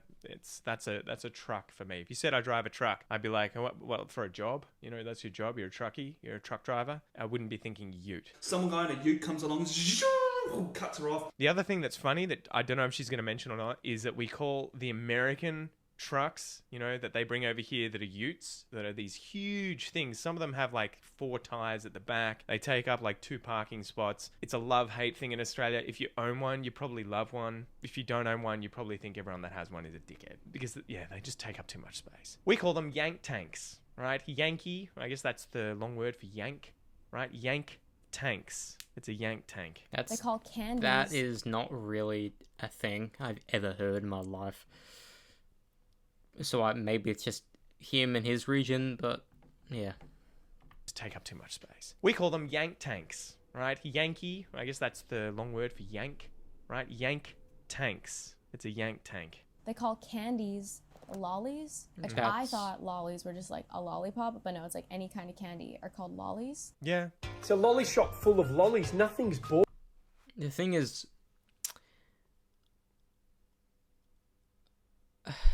it's kind of weird, because when you say candy, I'm envisioning like all sweets, same thing with lollies. But chocolate, for America, can be a candy. Not chocolate here is not a lolly, it's chocolate. It's 2 different things. So it's kind of like, but then again, we call it candy cane and all that. But then you call it candy cotton? That's weird. No, fairy floss is a way better name for it. Boring, they're all lollies. But we use these interchangeably. We may say candy as well from time to time. You will have all sorts of lollies that have candy in the name, I think, and like things like candy apple, you would have candy, and you wouldn't call it a lolly apple. But yes, we typically say lolly. Again, we would know exactly what you meant if you say candy. Another thing they say instead of like no problem is no drama. No drama? She's still not getting to no worries. Yeah, no dramas. They call sausages, like hot dogs, snags. No, it's not hot dogs. No, a snag is not a hot dog. They're 2 different things. A snag, a Bunnings snag, is just a piece of bread and a sausage. That's a snag. A hot dog is a completely different type of sausage. These are just sausages in general. Beef sausages, typically, the standard sort of minced up meat, really cheap sausages you get from the supermarket. You chuck them on the barbecue. Those are snags. I don't... like a hot dog is a red, it's a sausage that has that red skin on the outside that is specifically for having inside of a hot dog, like the bread, right? And don't get me started on what it's called when you go to Bunnings and get a, God, I can't even remember now, a snag in bread. There's a whole bunch of these slang terms for it in Australia. I think I would just call it a sausage in bread. I can't even remember because I was studying this recently. There's like 4 different ways in Australia. It's like a sausage sandwich, sausage in bread. There's a bunch of them. And also when they eat their hot dogs, they don't use hot dog buns. Everyone here uses white bread. We do use hot dog buns. She's just confusing herself. She just sees one thing and believes everything is that. No. It'll just be that you're having an actual hot dog. But yeah, if you said, I'm going to go to the shop and get some hot dogs, people would never think you were going to come back with some sausages. Like, you know, a packet of sausages. They would think you were going to come back with literal hot dogs in buns. If we're having a hot dog, we're having a hot dog in a bun, specifically with mustard, with sauce on it, you know, the American style. If we're getting sausages, typically it's not going to be hot dog related type sausages. Everyone here uses white bread folded around the snag. The bread thing, yeah, is very common. I don't know why it's become a cultural thing. I think it's just that we had public type barbecue events, fundraisers, fates, all that sort of stuff, and people would have a barbecue, and it's just easy to have bread, sliced bread, white bread, very cheap, and, you know, stock standard beef sausages. Onions will be another thing they'll be cooking up, and they'll have, you know, tomato sauce, barbecue sauce, and mustard to chuck on it as well. But yes, it's very, very common to see that around Australia. Much more common than having a hot dog in those types of events. It's probably because we don't have that sort of bread that you guys in the US use to put hot dogs in, so sort of ubiquitously everywhere around the country. It's not that common, whereas white sliced bread, it's everywhere. I also didn't know what a swag was until I came here. There are a lot of people that have swags, and they're basically just like a single tent thing that a single person could fit into and sleep in for like camping and stuff. I've never heard of a swag like that. I've heard swag as in like the slang term for like you have a lot of swag, like you're like when you wear like certain brands, you have swag, you have swagger. But then it's secretly we are gay type thing. Swag was until I came here. There are a lot of people that have swags, and they're basically just like a single tent thing that a single person could fit into. I've never heard of it for a tent before. Boom! Straight into the bush, threw me swag out, camped under the stars, and I was healed up. Yeah, that's true. If you've got like a one-man tent, it can be a swag if it's kind of not your typical large tent type thing. You know, it's kind of like just enough to keep the rain off you. It's almost like a bivvy, you know, but really small, and you can go in there with your sleeping bag and a pillow, and that's pretty much all it is. And it's easy to roll up, chuck on your back, chuck on a bike, you know, chuck it in the back of your car, and tow around everywhere. Now here are a couple of weird ones. A stubby is what they call a bottle. So if they go into like a bottle shop, or if they go into a bar, they'll ask for a stubby of something. That just means a bottle of something. And if they want the can of something, they'll call it a tinny sometimes, or a tin. I haven't heard tin, but I've heard tinny, and stubby would usually be those short, stout alcoholic beverages in a glass bottle. The bigger ones that are like, what are they, 750 mils, those are long necks, and the standard ones, I don't know if you would call it a stubby. I feel like the stubby, for me, I grew up with it, and it was that short, fat, can-sized glass bottle of things like VB and, you know, Carlton Draft. The other ones, yeah, what would you call them? God, I don't even know. I think it would just say bottle, right? Besides that. Another weird thing they say instead of just thank you is they'll say thanking you. I've never heard anyone say thanking you before. That's not you, true. They say it. Thanking you? She hasn't said tar. How's she not said tar? Tar is the same for thank you. Tar. It's like the quickest, easiest way to say what thanks. Is that? Oh, tar, mate. Tar. Kids say it quite a lot, but thanking you? Haven't heard that. Maybe that's a new thing. And they also say ta. Like, There I it don't is. know what that was the first time someone said that to me. They said ta. Ta. But it just means thank you. Now this one is just silly. Again, was very confused the first time I heard it. Was sanger. It means sandwich. I would have always spelled it with like an A at the end, so you don't have to say the R, like just sanger with an A at the end, because you could use either. But yeah, I don't think I would ever pronounce it with an R. No, that's because Australians non-rhotic, right? Yeah, short for sandwich. Sandwich, sanger. I'm gonna have a sanger. But a ranger is a redhead.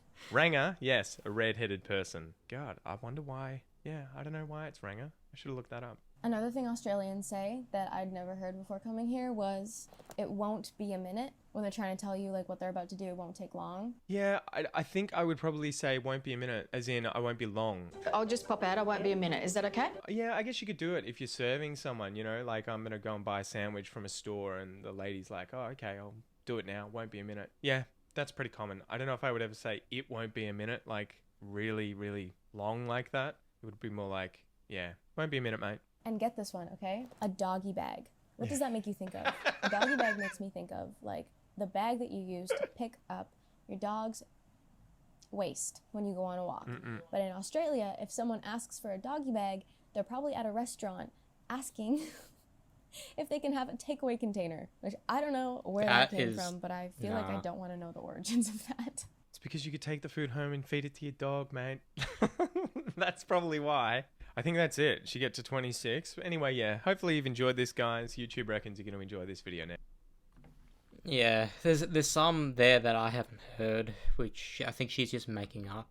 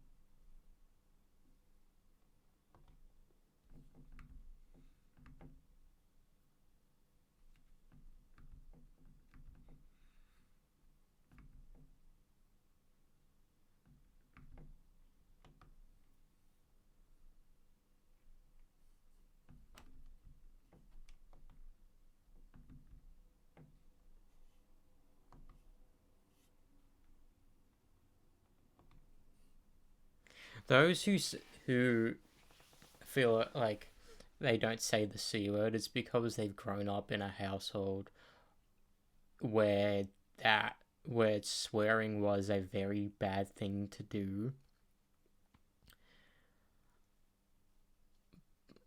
For I grew up not swearing all that much. But like when you get to middle school, when you're like 14, 15, your proper roots just crawl out of nowhere, and you start speaking how you're gonna speak for the rest of your fucking life.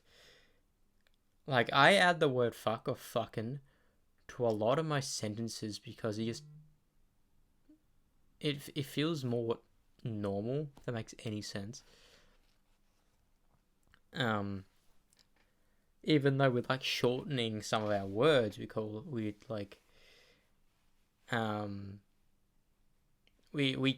shorten a lot of, you know, like arvo is a good one.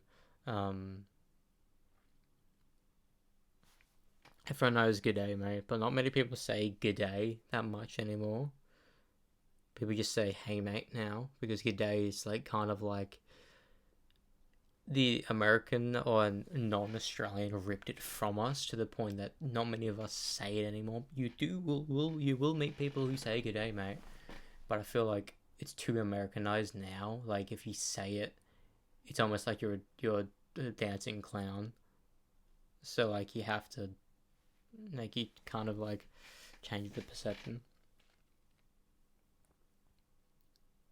Yeah, but like there's a teacher back at school called Mr. Price. Everyone called him Pricey. We removed the Mr.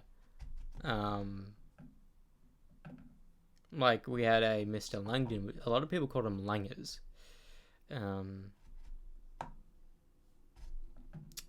There are some teachers. I had a Miss Talbot. I just called her Talbot. Or when you talk to friends, you say their more nickname. You don't really like my guitar teacher was named Carl. They were like the instrument teachers are the people you call them by their first name. I never said Mr. whatever. I just called him Carl. I don't know why. Maybe he just preferred being it more intimate, like a Montessori type way. Yeah.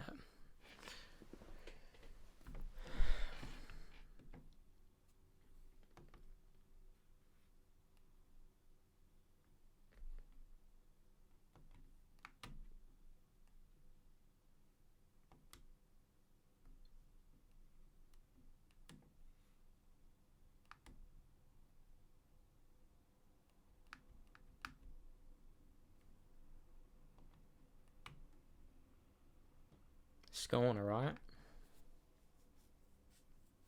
Yeah, trashy. Yeah.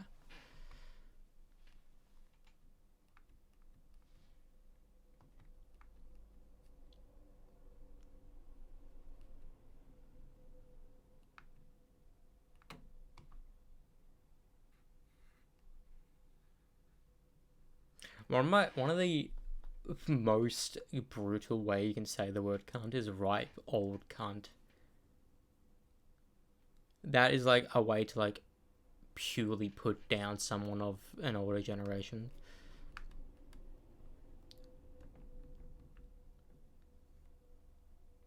Like I don't say cunt that much, especially outside of like friendly conversation.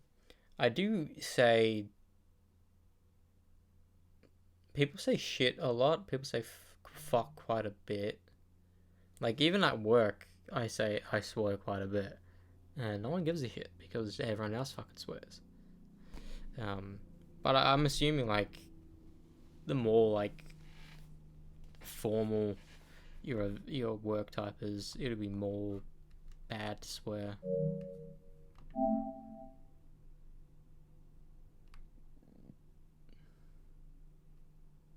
Hello.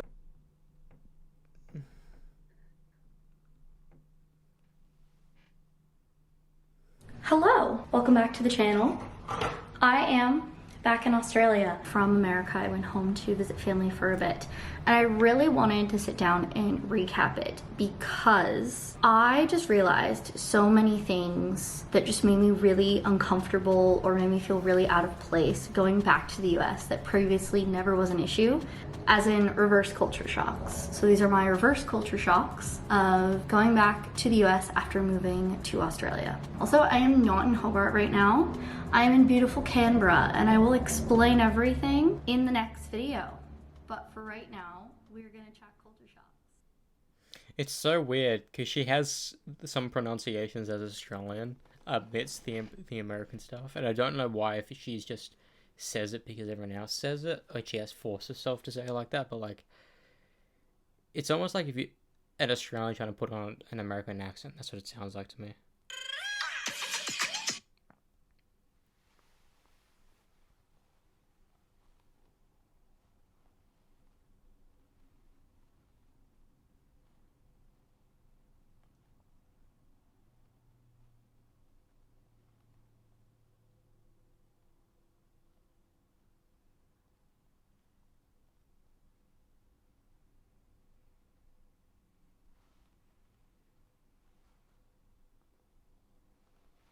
I got a coffee. So this trip home, more than anything, I realized how extreme the tipping culture has gotten. So I knew that the tipping culture has become a bit more, I don't know if aggressive is the right word, over the last couple years since the pandemic. Like when I was growing up, I was told like, okay, if someone gives you amazing service, like table service or something like that, 10%. And then as I went into uni, it with inflation and everything, went to 15, and then post-pandemic, at least where I was from in the US, it was 20%. And leaving the US beginning of 2022, I had no qualms about it. I was like, nope, this is the norm, you tip for this. And even going back to the US, because I've been... Like, my brain can't feasibly... Like, you can, like, when you're in America, you have to think about it. But my brain now, genuinely, I cannot, you know, I legitimately cannot rationalize paying for something. Then on my brain, I have to give the person so and so amount of money because they gave me a service, even though I just saw them for barely 5 fucking seconds. Like, 20% of $100 is fucking $20. No fucking shot am I going to give you $20 for doing nothing. Like, legitimately, like, I will only tip someone in America if I'm actively gonna be seeing them for more than a minute. You're providing me a, like, especially, like, if it's, maybe if you're Uber Eats and shit, sure, give you $5 here and there. But if you say that's low, this is a 10-minute drive, mate. No way. I'm giving you more than $5. Back to the US a couple times since I've moved over to Australia, and it's like stood out to me a little bit, but I kind of just like put off the side of, you know, I grew up used to it, so it's not that big of a deal. But I don't know what it was this time around that the tipping just felt so out of control. I've never been chased out of a bar aggressively for being told that I didn't tip enough, when in my opinion, I felt that I was receiving zero service at all. I had to go find my own glasses, I had to go find the bottle of wine, the customer gave it to me. I understand a service charge. Like, if it's on your bill, fine. But if it's like, I have to think about giving you more money than the actual thing is, no. No. Genuinely not. You can, like... Also, we never fucking pay the bill, or what do you call it, like that in Australia. We never do. We never do that. We always go up and be like, oh, let's do it. We can, like, we would never put our card in the menu or the tipping thing or whatever and give it to them for them to do it themselves, because that doesn't make sense, because you still need to put in your code and shit. That, you know, that doesn't fucking make sense. I mean, there's sometimes they did it here in some restaurants, but like, we just don't do that. A random person, I don't know if they worked at the bar, followed me and my brother across the street and approached us and was calling us mean names. And that's just never happened to me.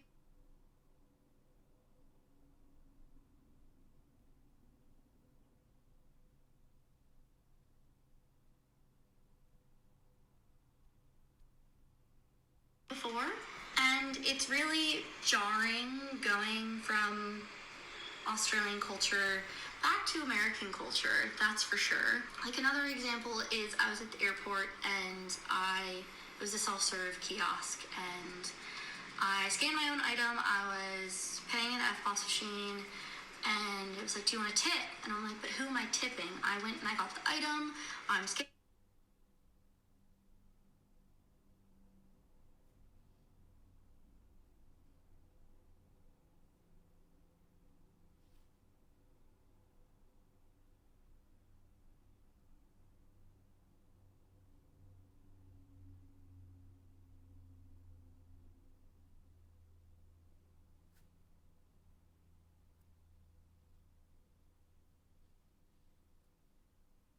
My item, there's not even like workers like around to like make sure if anyone had any questions or like if there was technical issues, like there's really no one. I'm like, who am I tipping? Am I tipping a robot? Like, I'm genuinely confused.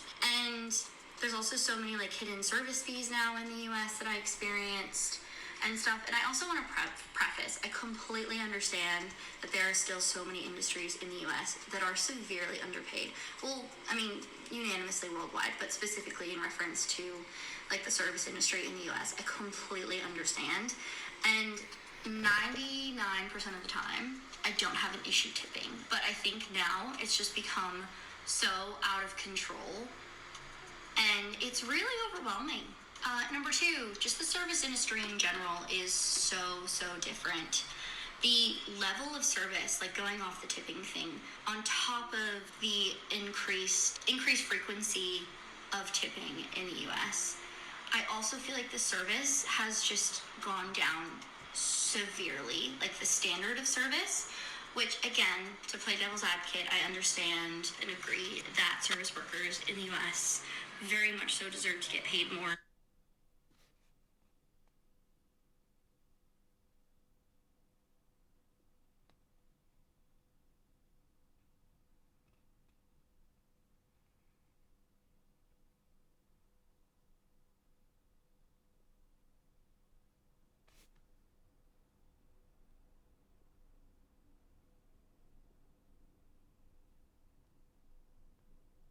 But also, I just feel like in Australia, the minimum service standard, as a result maybe of the increased wages comparatively, the service standards are just so much higher. Let me know if you have noticed that too, if you've been to both the US and Australia and have noticed differences in just like the service standards.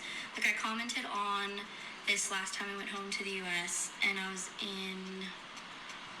just not far from where I'm from in New Jersey, and there was like a kiosk that, it was like a self-serve kiosk at a coffee shop, and it kind of took me aback that the person behind the counter like didn't even greet me, didn't even look my way. I was just at like the self-serve kiosk and then asked for a tip, and I was like, I mean, I tipped, but I kind of felt a bit uncomfortable. I don't know, it would have just made me feel a bit more comfortable if you said hi or like looked up from your phone. I don't know, maybe I'm just being like really nitpicky. Yeah, I get that. I do get that. Over here, at least with places like maybe Macca's and JB Hi-Fi to an extent, you can round it up to the next dollar to donate. Donate that some amount of money. If you buy something that's $4.90, if it's cash, you can give them $5 and like it's fine. But if it's on card, would you like to donate? Yada yada yada. I was like, fucking why not? Just do it. Because you're not gonna remember that money. Anything less than $1, you don't care about, and you can fucking donate that shit whenever. Or maybe we're just really spoiled here in Australia with genuinely how lovely most service experiences are here. But next up, reverse culture shocks, cafe culture. Woo! Again, I've commented on this in the past, but the fact that in Australia it is so custom in so many cafes, the barista brings you your drink and you don't have to clean the table yourself afterwards, whereas in the US, most cafes I've been to, it's custom that you go up and get the drink yourself. Wait, I understand cleaning up after yourself, but you wiping down the table in America, that's a bit more confusing. And then you bust the table yourself, there's bus bins, and some places even have like sanitizer bottles and cloths to wipe down the table yourself. And also, to preface, in the US has a tipping culture as well. So when I first posted about this, a lot of people were like, well, what are you tipping for if you're cleaning the table yourself? I'm gonna leave that open-ended. Please comment below. It's just, I don't know, I just felt like this time. Yeah, you doing the work is kind of like, it's the easiest thing to wipe down a fucking table. If you're a waiter, just do it.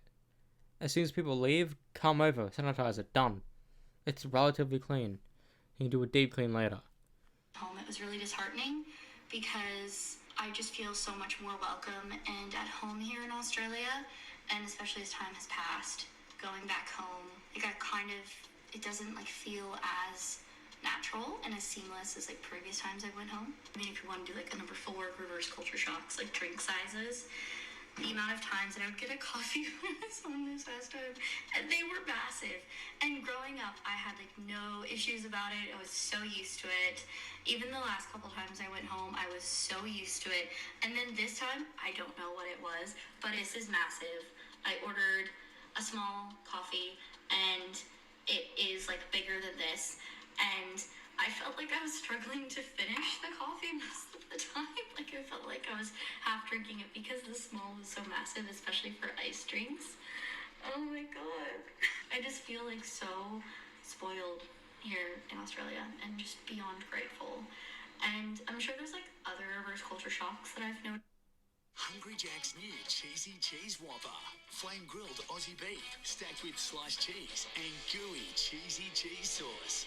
Or hook into a Jack's Fried Chicken, the new cheesy cheese range. The burgers are better at Hungry Jack's.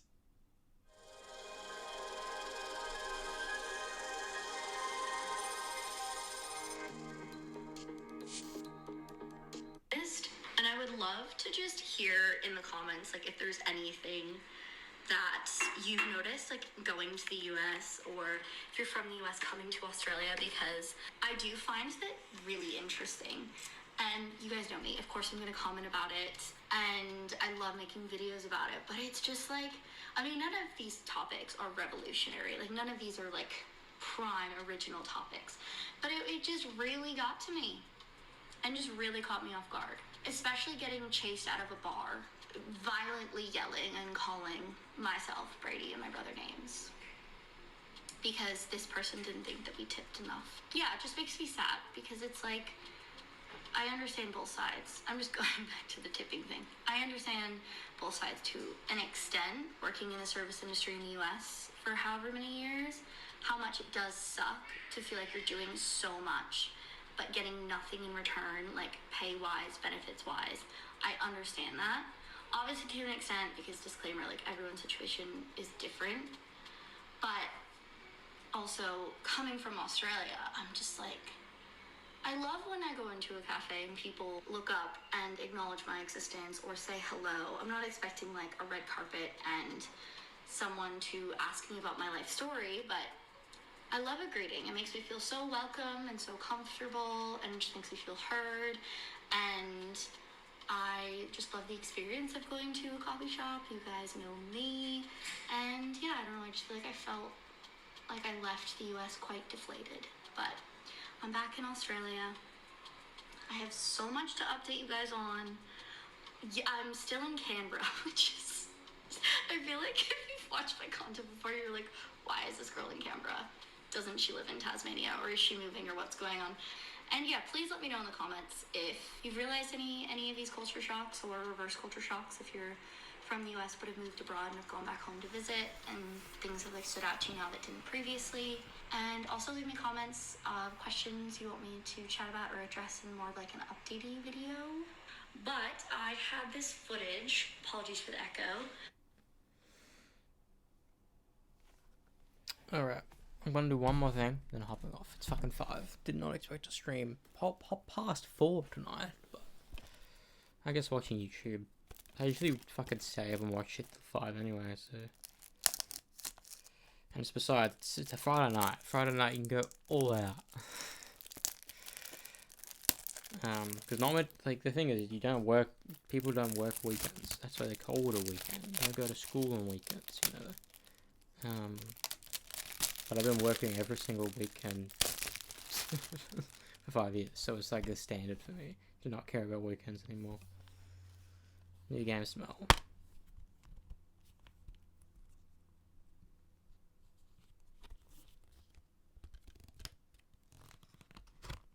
Well, that's kind of boring that the inside art is the exact same art. That's fucking so annoying. Come on, PlayStation, you know better.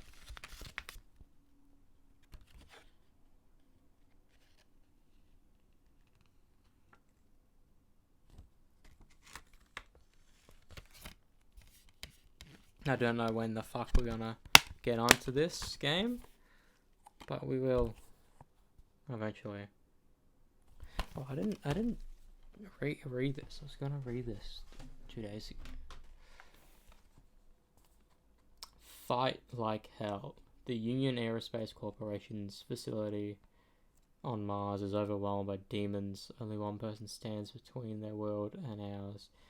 As the Doom Marine, you're here to do one thing: kill them all.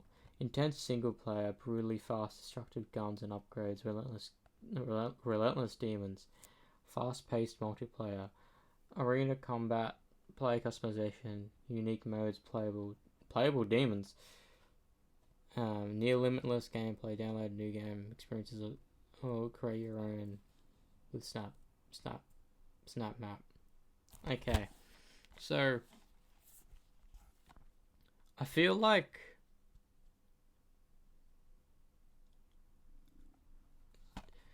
this game would be more fun if I wasn't more worried about getting collectibles every second. Because it ruins the gameplay. Like, I spend an hour and a half to 2 hours on a single level because I want to find everything myself. Sure, it's an accomplishment to do so, but like, I'm only there for the gameplay. I'm not there to get the collectibles or for the platinum, because guess what? I already have the platinum. I got it 5 fucking years ago, mate. I may try to get the arcade trophies to bump it up so I can do the have each Doom game back to back.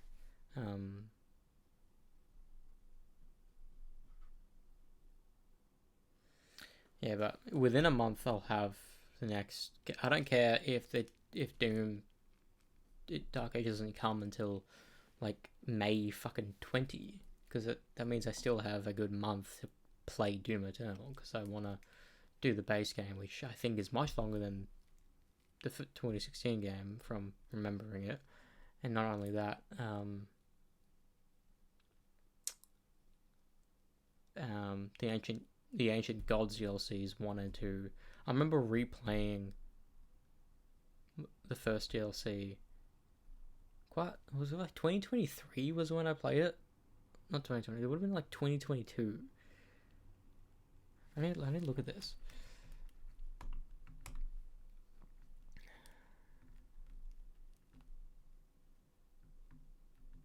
When was the last time I played Doom Eternal? I did it because I had nothing else to play. Look at this. Oh, over a year later. I kind of want to do this. I want to do Horde mode. At least for the PS5 version.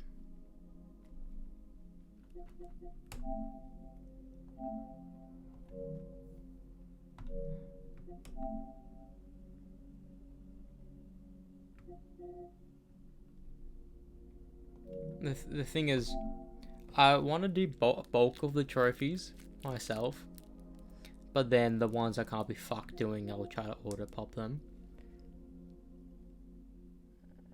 Like, I think that will work. Just getting on that save, it should work. Then after all that, do Horde mode.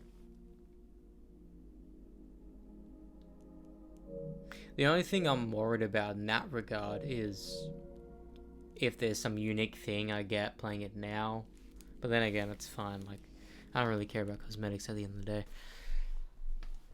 We're done. I need to sleep. Sleep. I have work in 11 hours.